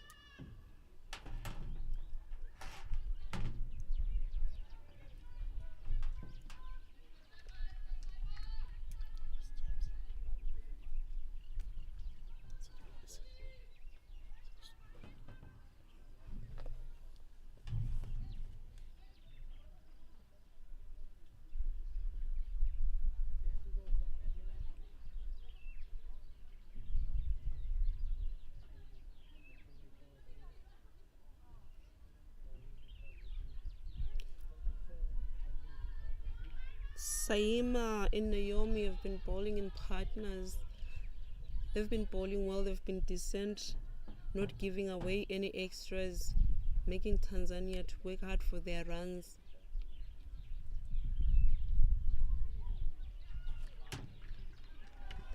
Talking of extras, the umpire calls a wide.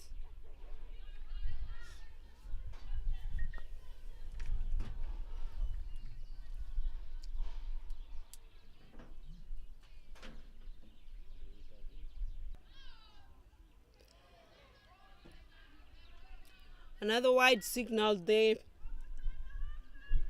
5.5 overs bowled. The score is 23 for 2. After bowling 3 dot balls to Adeleni, she considered 2 byes, she went for a run, and now she's bowled 2 consecutive wides.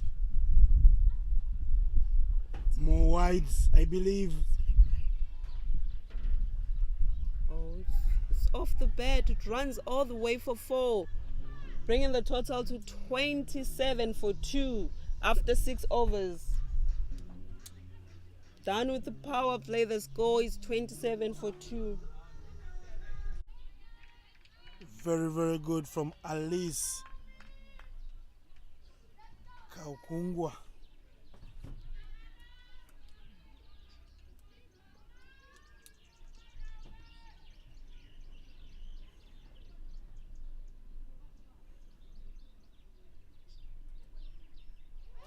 That wrapping her on her chest. That was well Sharp bowled. in swinger. See Naomi getting the bounce there. Mudewa Hussein.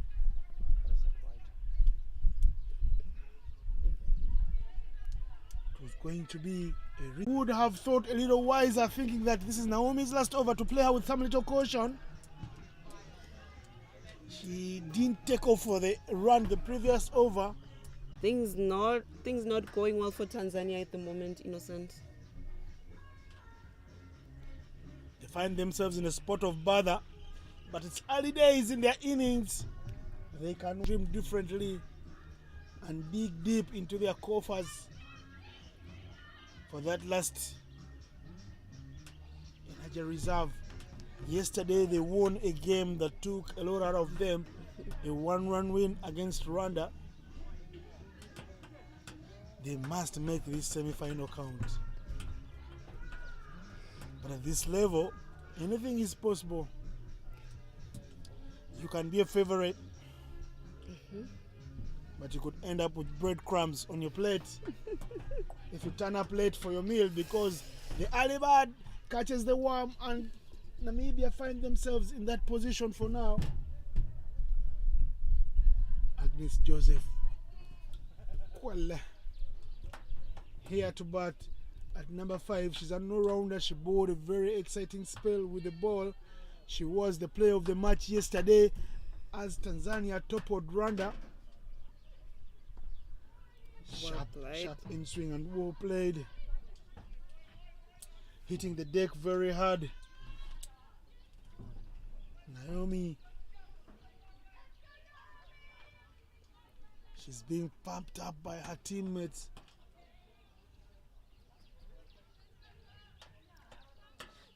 I've noticed Agnes is quite a disciplined player.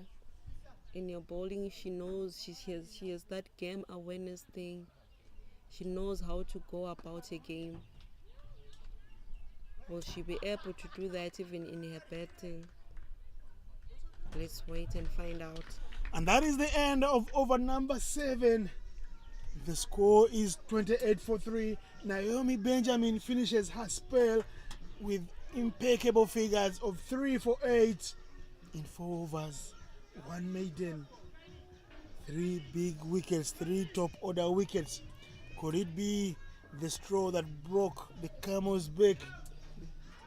We'll know in another 13 overs. Change in the bowling. Kylie Nell is brought in from the university end.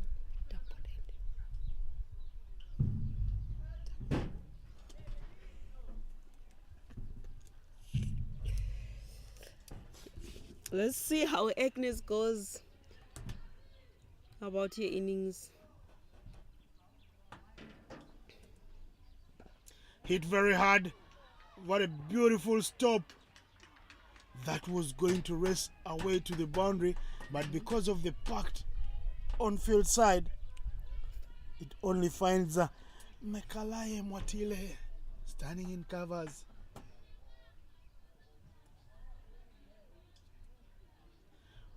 Freebies, wides.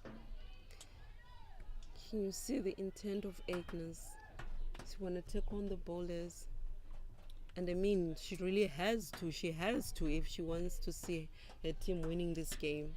She's backing up herself to play shots in her arc.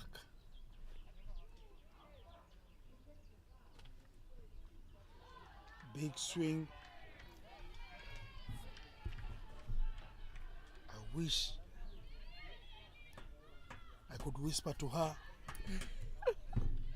not to be overzealous. When you play too many shots up front, you remove the price tag from your wicket. You never know, maybe that's how she gains her confidence. Because she's slashing hard. That's not how you bat. Get contact. She has to time it. Make contact. Run hard. It's not all about you. 3 dot balls already. Okay, the doctor from Uganda.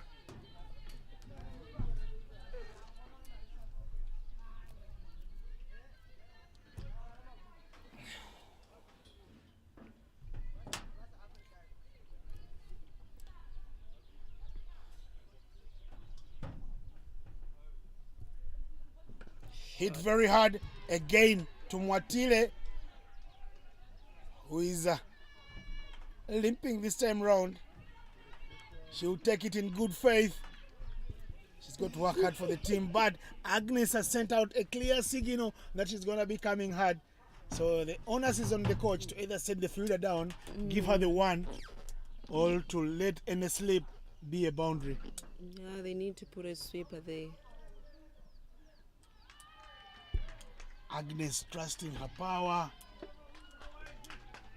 mean, she's tall, she's trusting her levers, she's making good use of them. But now she really has to find that gap. Agnes has got power, but brain must reign over muscle.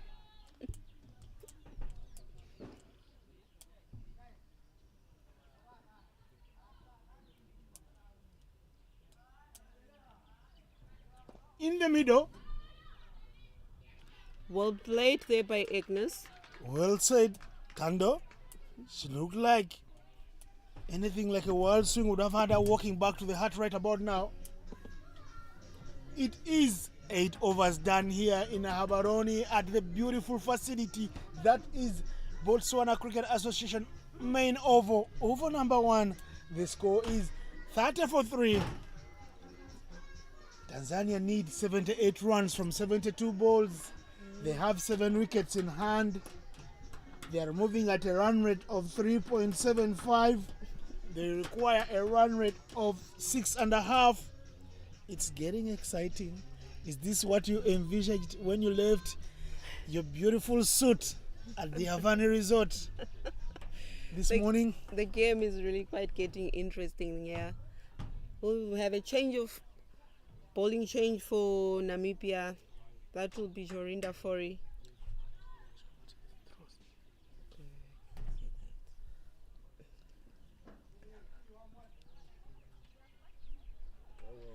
And she starts with a wide ball. Wide ball signaled by the umpire.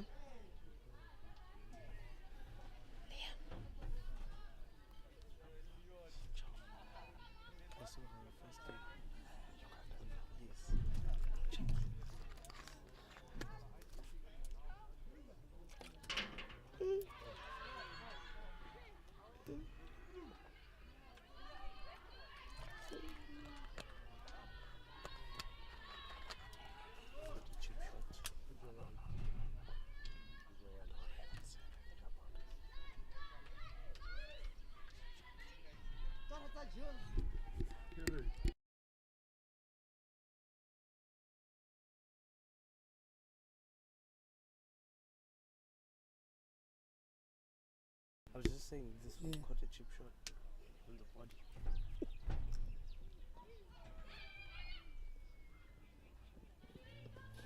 Well play there by Saim Hussein. Down to 3rd man as they take a single.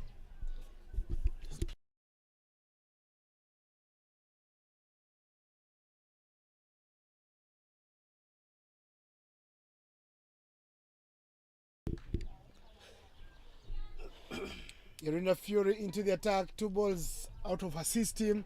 Hopefully she'll find a better line. She's gone for 2 runs already.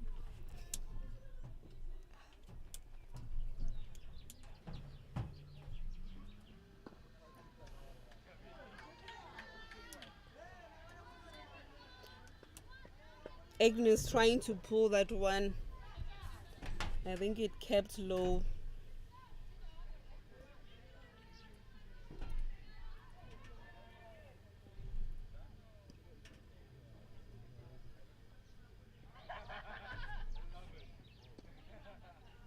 That's played in the gap from Agnes. She's running very hard. She'll be coming back for the second.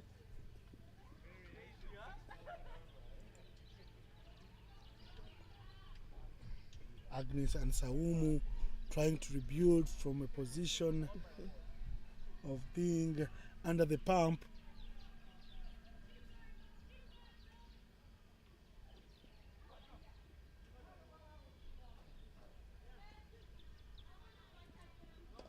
She hits it very hard. There is a good fielder right onto it, Maria Ngwale.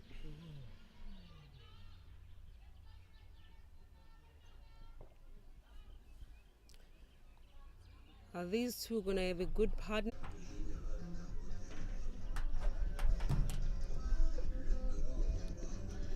That is 4 runs to end the boundary.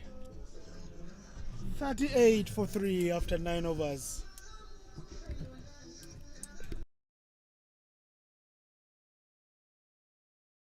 Darkpot end for Namibia.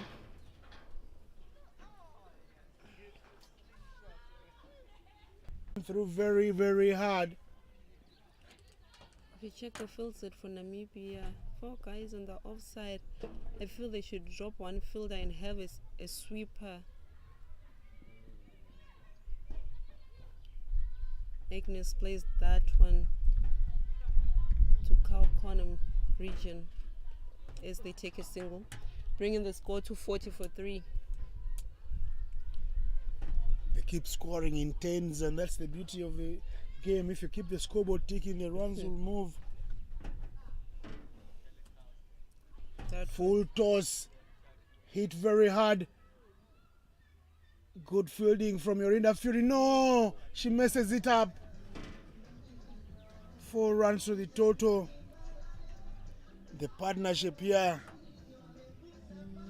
is industrious from the two. They keep working very hard, and the chase of Tanzania primarily belongs to these two, Agnes Joseph and Sawumu Deo Hussein. Hussein and Kwale must do the hard work, fight for their team.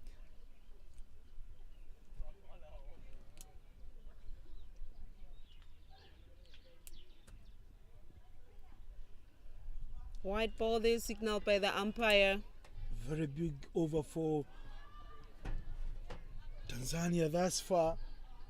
They have been able to score off every delivery, and they have even gotten an extra. They have a total of 7 runs from the 3 balls thus far in the over.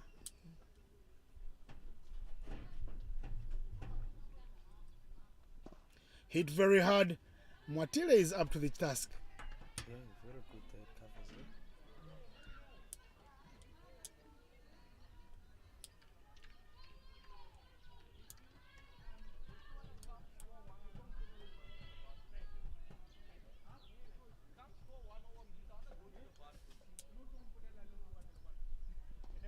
Very good ball from Kylie Nell.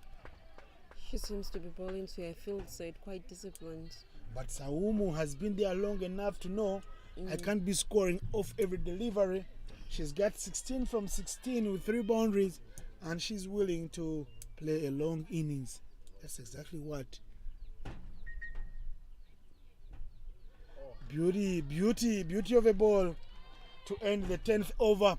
We are at the halfway stage here in Habarone of the second innings.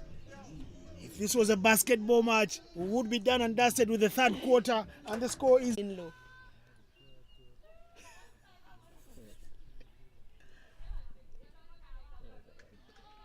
Tanzania needed 63 more runs to win this match.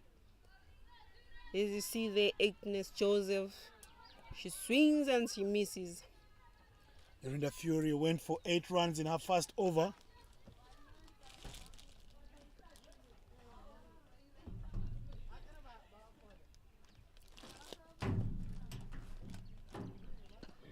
Hit very powerfully struck. There is good fielding. There's a call for no ball from Kenyan umpire Isaac Oyeko. West height. No ball. That's what happens in associate cricket. The good bowlers, when they're out of the system, you can consolidate later on. The no ball is not converted.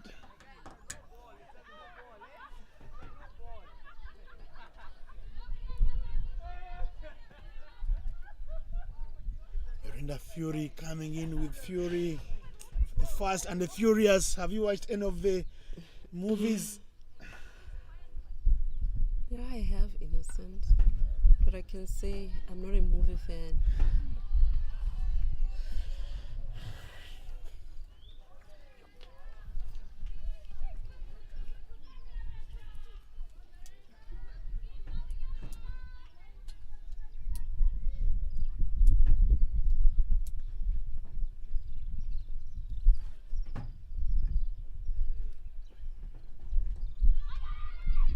Chance to run, they run very hard. They throw to the bowler's end.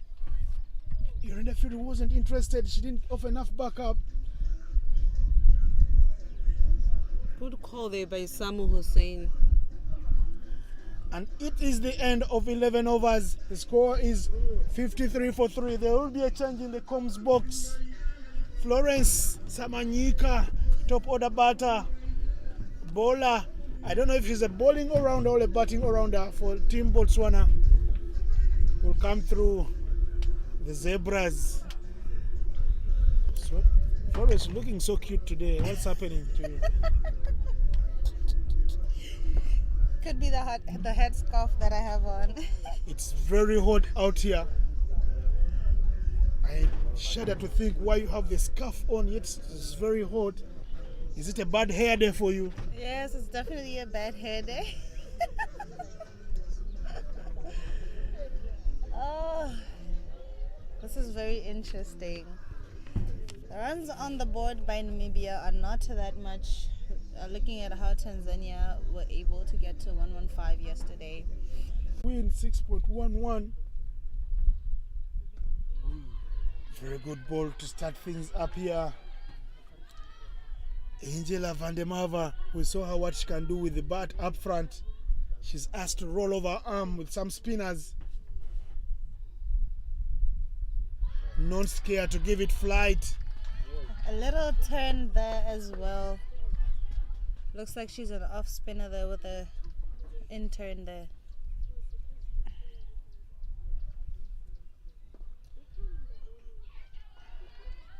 And backing up our own bowling, Angela van der Merwe.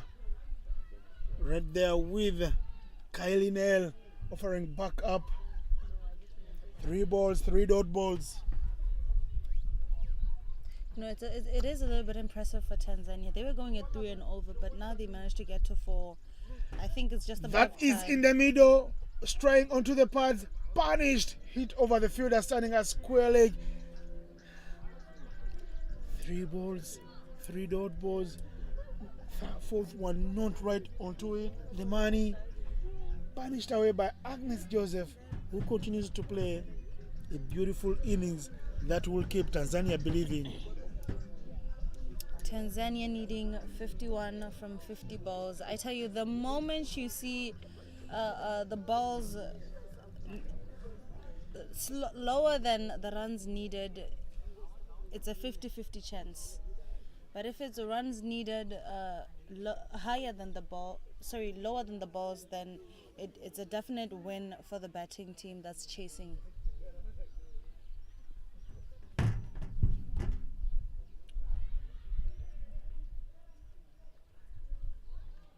Gives a boundary. The comeback ball is an extra.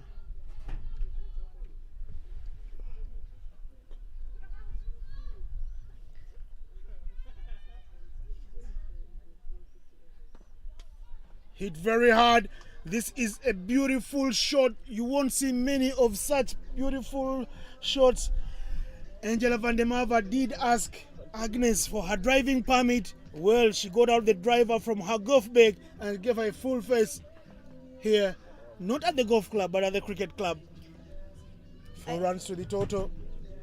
I think it's a bad decision for Namibia not to have anybody down for a spinner, straighter to the batter, because Van der Merwe has a lot of flight to her ball, so it's easier to drive and easier to pull as well. More flight, some turn on it. It's an over where they do get 9 runs, more than they require per over, and it's a beautiful over for Tanzania. The score is 62 for 3 after 12 overs. Florence, for the first time in this innings, Tanzania have more balls than runs they require. Exactly what I've been saying. The moment you see the runs needed becoming lower than the balls left for the game to end, that gives an advantage to the batting team, and it also gives them a little bit of confidence into charging in these middle overs. Looks like there's a change of bowlers from the generators, and as they bring in Mikelie Mwatile, the opener for Namibia. Slowing it down is the name of the game for Namibia right now.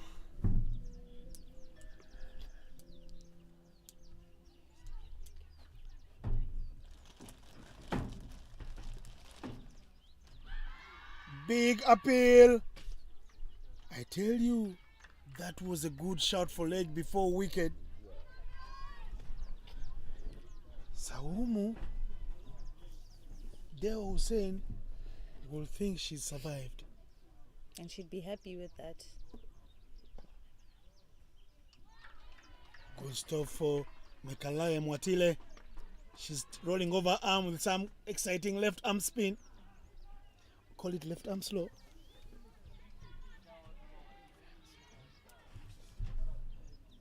My producer here says very, very slow. Hit high in the air, chance for a catch. That was asking to be hit to the boundary, but imagine it was going to turn into a wicket. Saumu not timing the ball well. She is having a problem with that. She was trying to go very, very hard at it.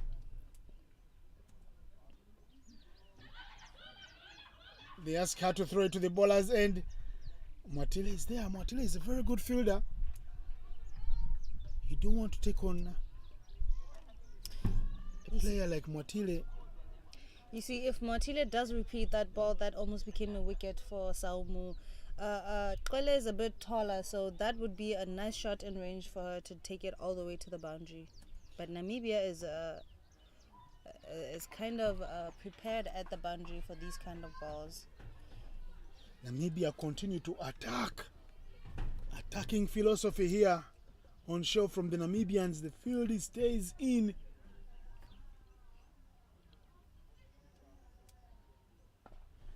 They're asking Tanzania to go hard and over the top if they want runs here today. It's the business end of the tournament. It is 63 for 3 after 13 overs. Once upon a time, there were 9. Now there are only 4 favorite daughters left in the family. All the rest have gone on to be married. And they're watching this game from their homes. Here in Habarone, we have the finest 4. Only 2 will be in that money game, the final. And only 1 will be on the Airbus to suit the Afrique or the Rainbow Nation, whichever you want to call it. Chance to run. Chance for a run out. They celebrate, but the umpire is not interested. Mr. Isaac Oyeko. They get another run, Florence. It's very interesting how Kala was able to get there way before Saumu was even ready to run. She wanted to go back, but they have to thank Namibia for that miscommunication, as well as the pause from the appeal of the umpire, allowing Saumu to get back and complete her single. Very risky for Tanzania. They have the 2 key players there. Saumu there to score the singles and Kwele there for the boundaries.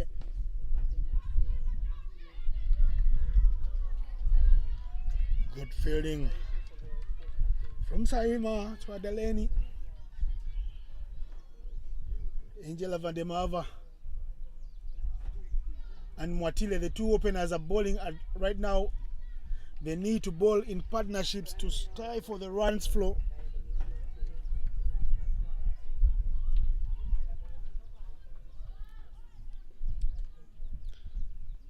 Tanzania does not need to keep that guard down here because they can lose this at any moment. Ooh. Desperate dive. Desperate situations call for desperate measures.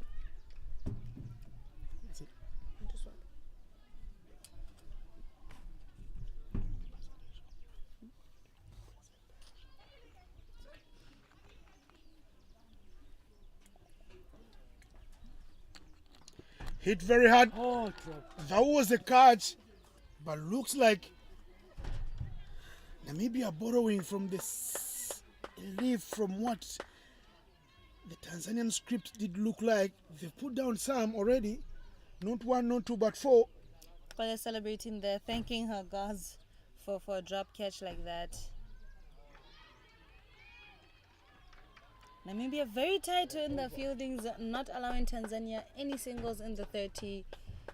I have to say, this is the highest form of Namibia that I have seen so far. 66 for 3.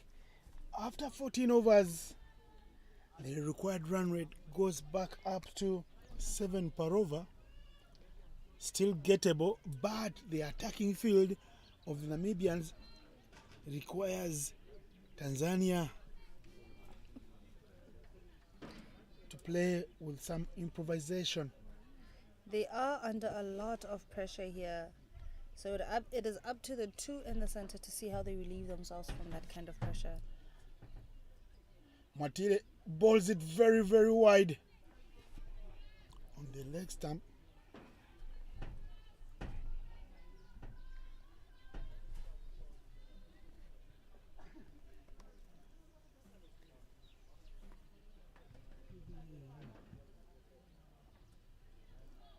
She misses out on that one. It runs. It won't get to the boundary. They want to. Let's see the umpire's indication. It's a bye. Looked like it was going into the wide line. I don't know if this is Matila's strategy, but so far that I've seen, when it comes to Saumu, it comes to Kwele, she keeps it down a notch.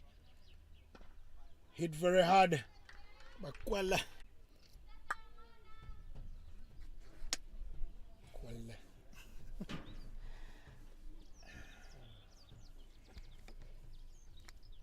You know, Namibia has been Namibia's deep square as well as cow corner have been moving boundary to boundary. I don't know if it's because they are the best ladies for the job at the boundary, or is it because they're tall as well? They can get those incredible catches at the boundaries, the saving sixes, or if they can run faster to stop the boundaries, the boundary fours. It's kind of amazing how they don't even change that kind of a setup. Another wide, but she puts bat on it. It's running all the way to the boundary. A desperate effort would have done a lot of wonders for Namibia, but she wasn't willing to chip in a dive.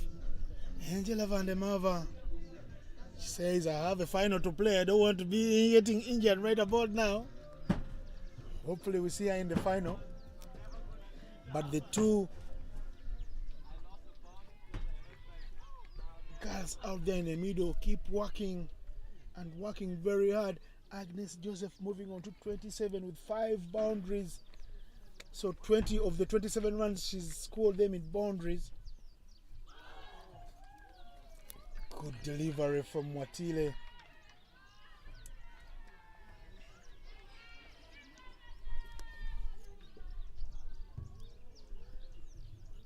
Balls left in the over. Hit very hard. That will rest all the way to the boundary. It had the word 4 written on it once he hit it, and it runs the full distance, preparing the advertising boards. That is one of the clean shots that I've seen from Kwele. If you have been seeing, she has been getting the same ball over and over again, but instead of keeping her bat straight, she's been trying to hit so far to the leg side. But I'm sure that delivery could have been an eye-opener for her to keep her bat straight and get more runs on the offside instead of the leg side.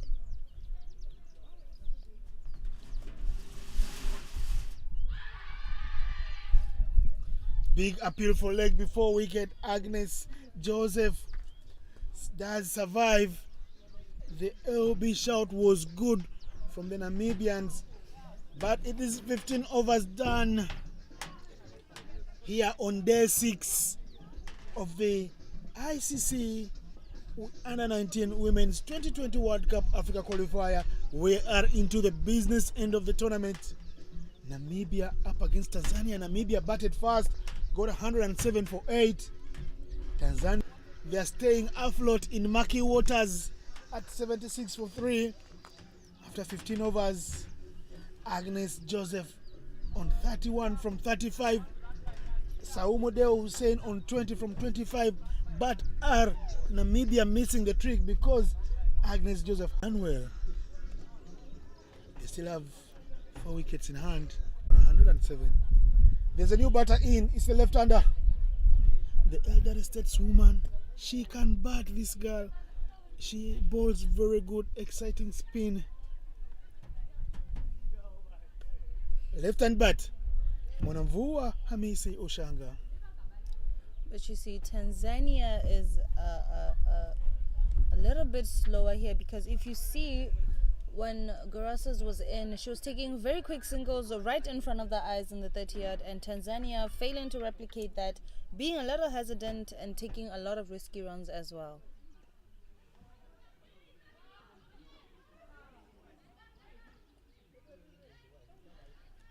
They wanted to take on the infield.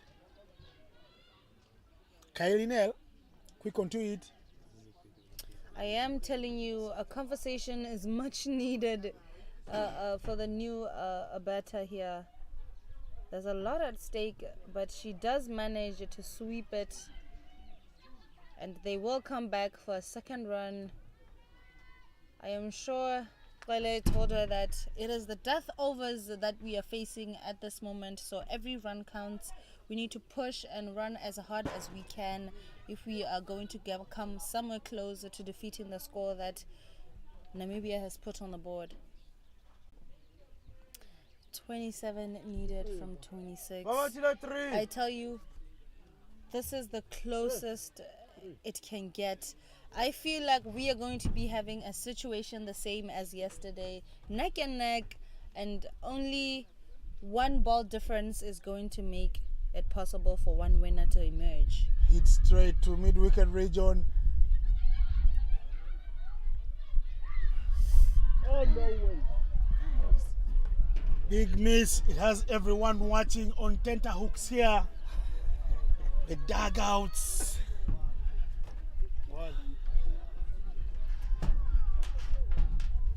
Everything has come to a standstill. The match is a traffic stopper. Tanzania should take advantage of this left and right to change. It's definitely making the fielders a little bit tired, going back and forth to the fielding positions. Hit up and over the top. The lefty is finding her rhythm early up front. And she's running for dear life. That is the end of over number 16. The score is 84 for 4. Tanzania believe they are in it to win it. They need 24 runs from 24 balls. And to take us to the back end of the innings, Tando Malilo, please come through. Let's do this.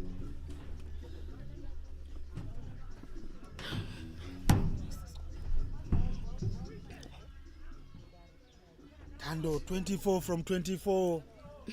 It has gone down to the similar state in the first innings.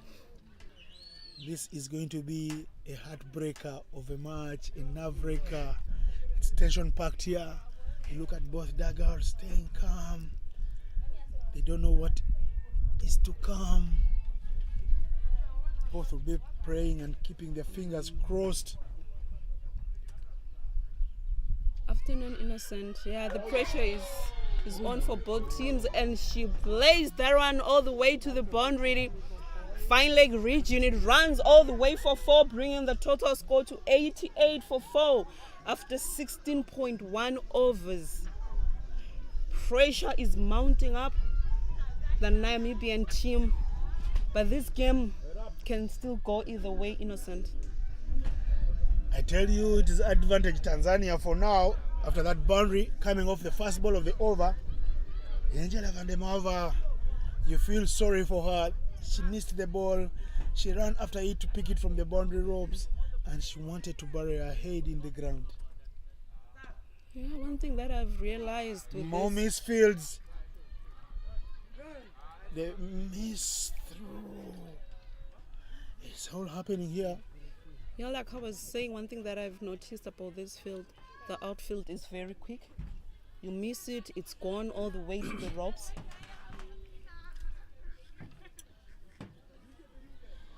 The lefty righty combination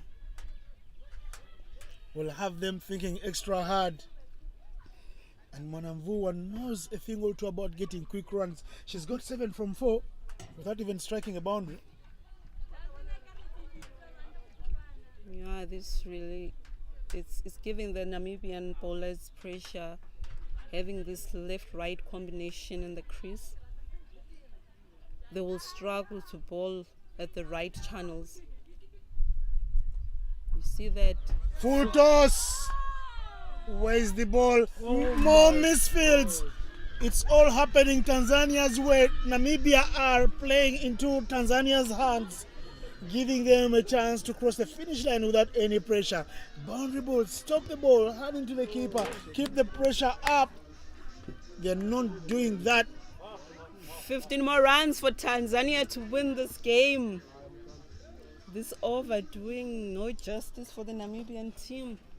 Call it crumbling to the pressure. And the ball of Mwatire is, whenever it strays away, they get runs. It's another full toss again there.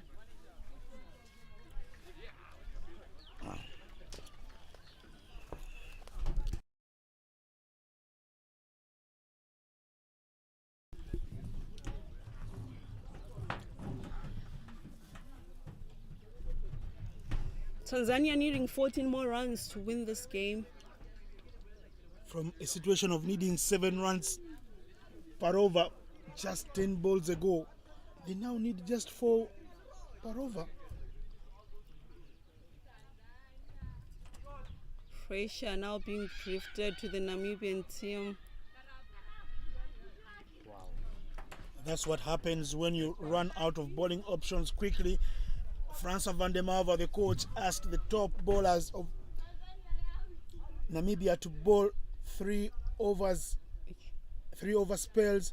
Actually, the opening bowler, we saw her, the beautiful Naomi Benjamin, bowling 4 overs on the trot. She got 3 wickets, yes, but she's left a lot for the others to do, because that flight will not hurt anybody. You just have to meet bat and ball and click bang. Runs will be flowing on the board.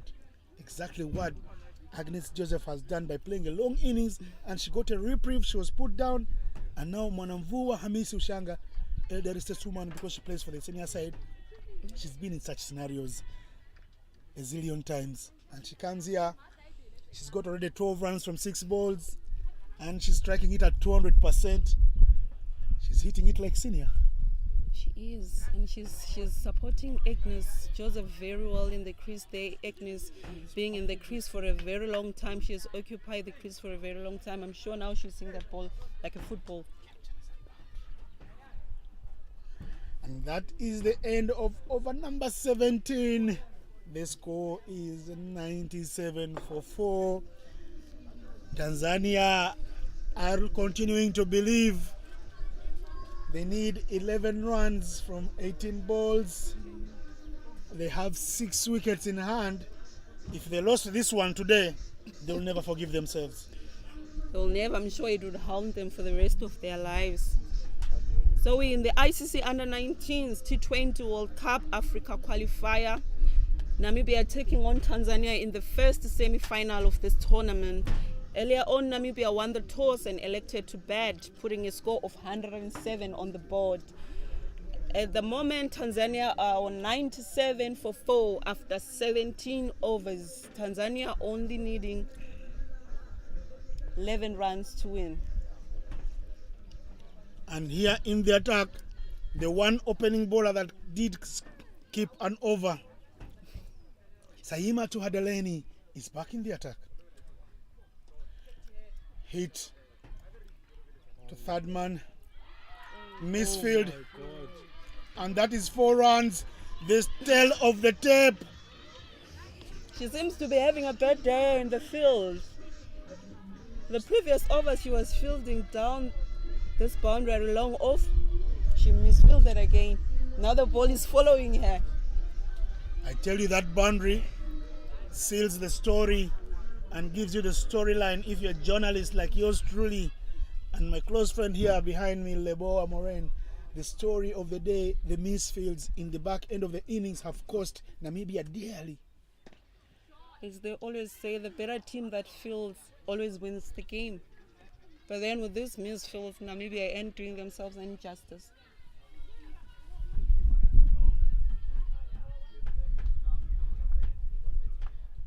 Lenny not happy with the fielding show put on by her teammates in a business match.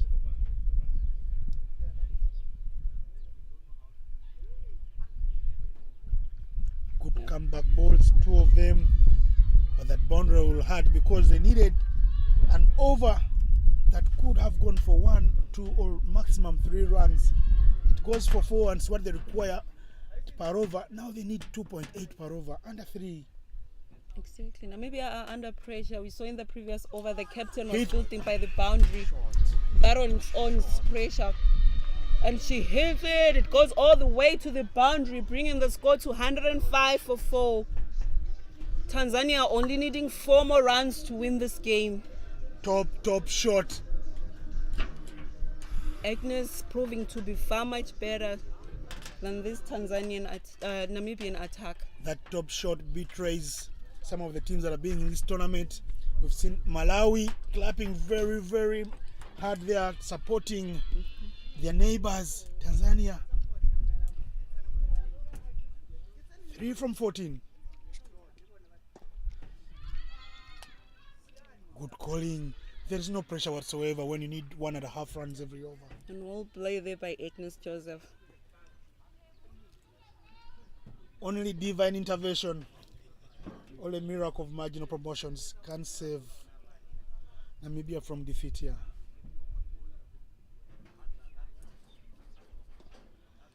And more runs flow.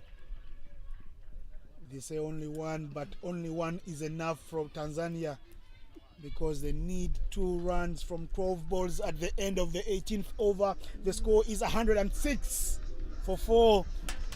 Tanzania's have made light work of this chase, first and foremost because of the extras that they did get from the second innings.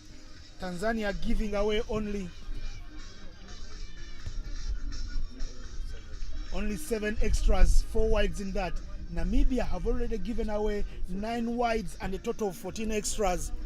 The story of the difference in extras, but for us who have been on ground and watch this, you will go home and look hard at the Tanzanians and ask them to go look themselves in the mirror and ask themselves who lost. The person in the mirror is the one who lost the match for them because the fielding has been below par, not what we've seen from the Namibians throughout the tournament.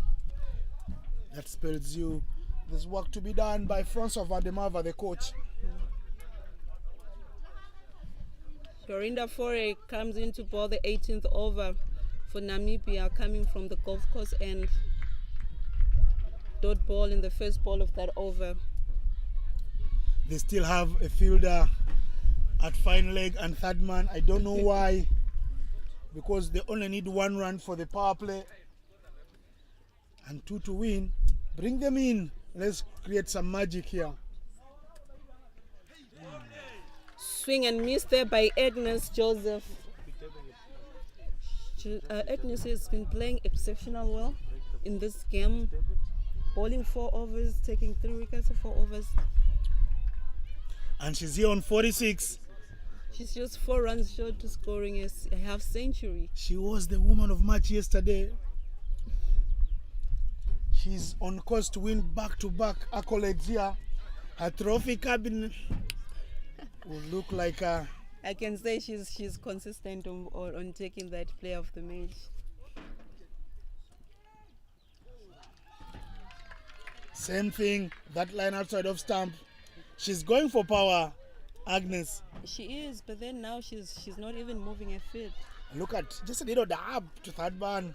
That will roll away here to under the noses of the comms box.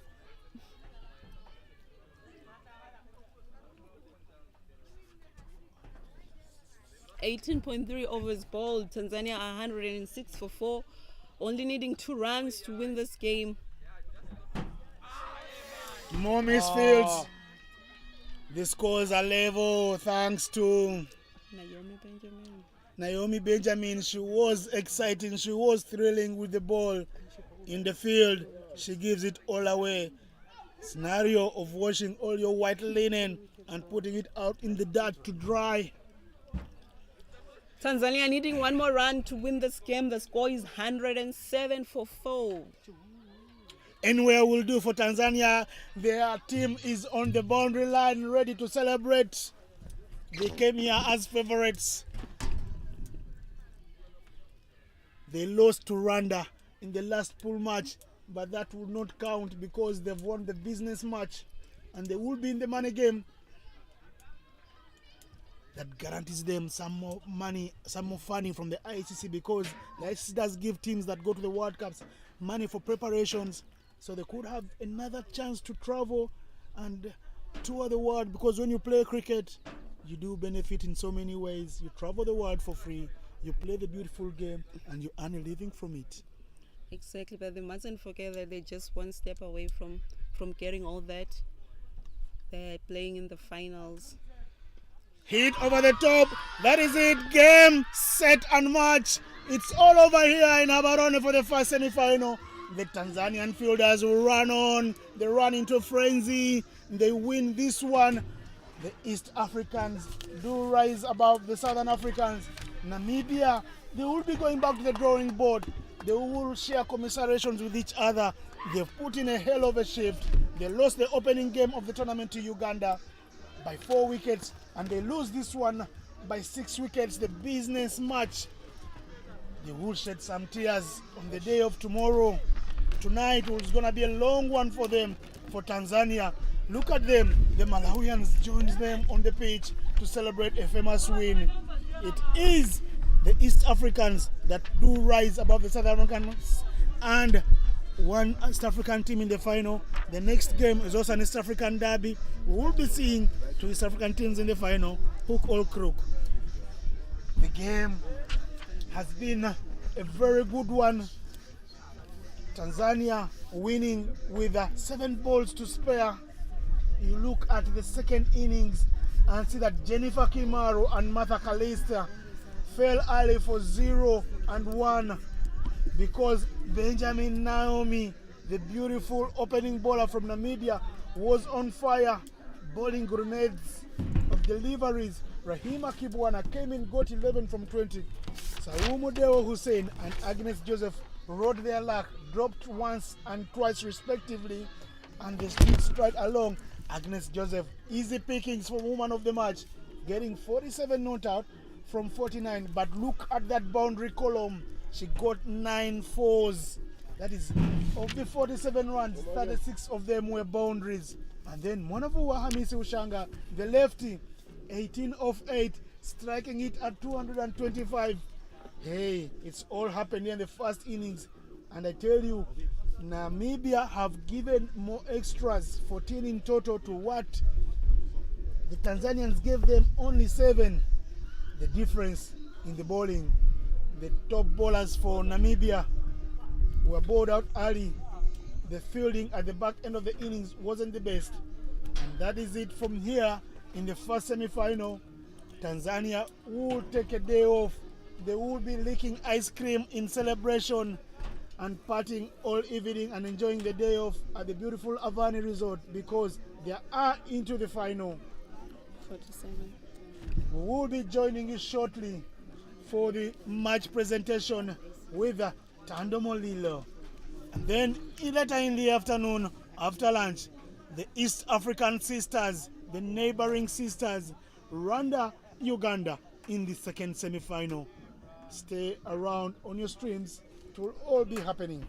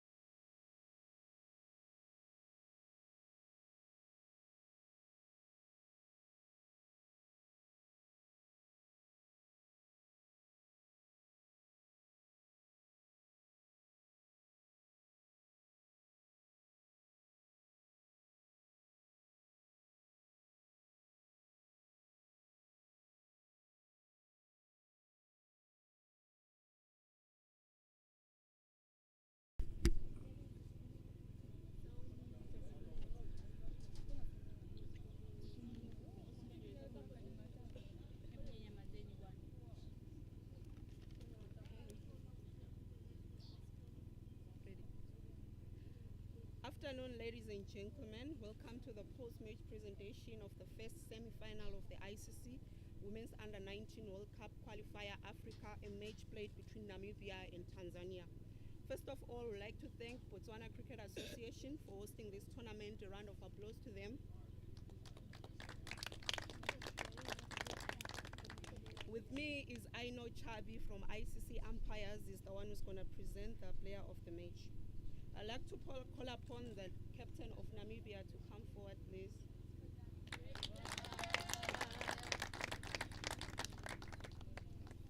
So Adele, you guys winning most of your games in your group stages, and today this not being a lucky day for you guys. What do you think you guys could have done better? I think both our batting and our fielding could have been better. We let ourselves down, but we moved. So congratulations, all the best in your next tournaments.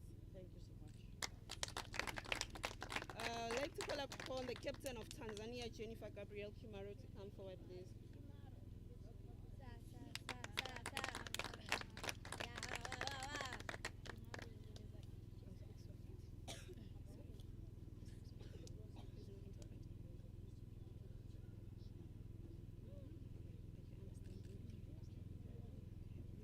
So Jennifer, can you run us through your innings, how you guys won this game, like considering in the first 10 overs, you guys seem to be losing the game, but all of a sudden having your player Agnes coming forward to up the run rate for you and at the end of the day winning the game? Kwa upande tulipoanza field tulishindwa toss, tukaingia kwenye field na tukapambana mpaka mwanzo hadi mwisho, kaishia 107.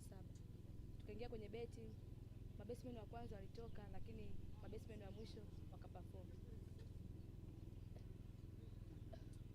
Na hatukata tamaa, hata kama tulikuwa tupo runs nyingi mpira kidogo, lakini hatukata tamaa.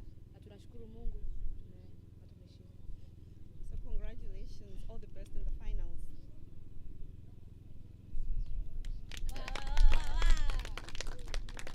So our player of the match, taking 3 wickets for 9 in a allocated 4 overs at a run rate of 2.5, scoring 47 runs from 49 balls, hitting 9 fours at a strike rate of 95.2. The player of the match today will be Agnes Joseph Kwele.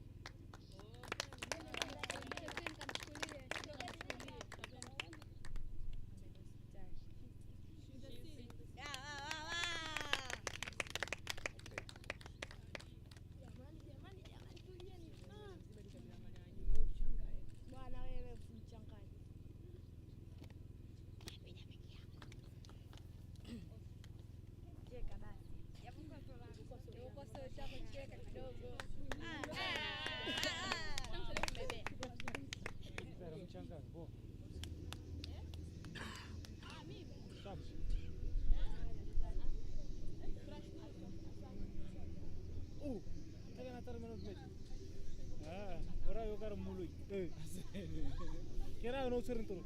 Hasan kiolo watu uga. Hatu ora rahazo.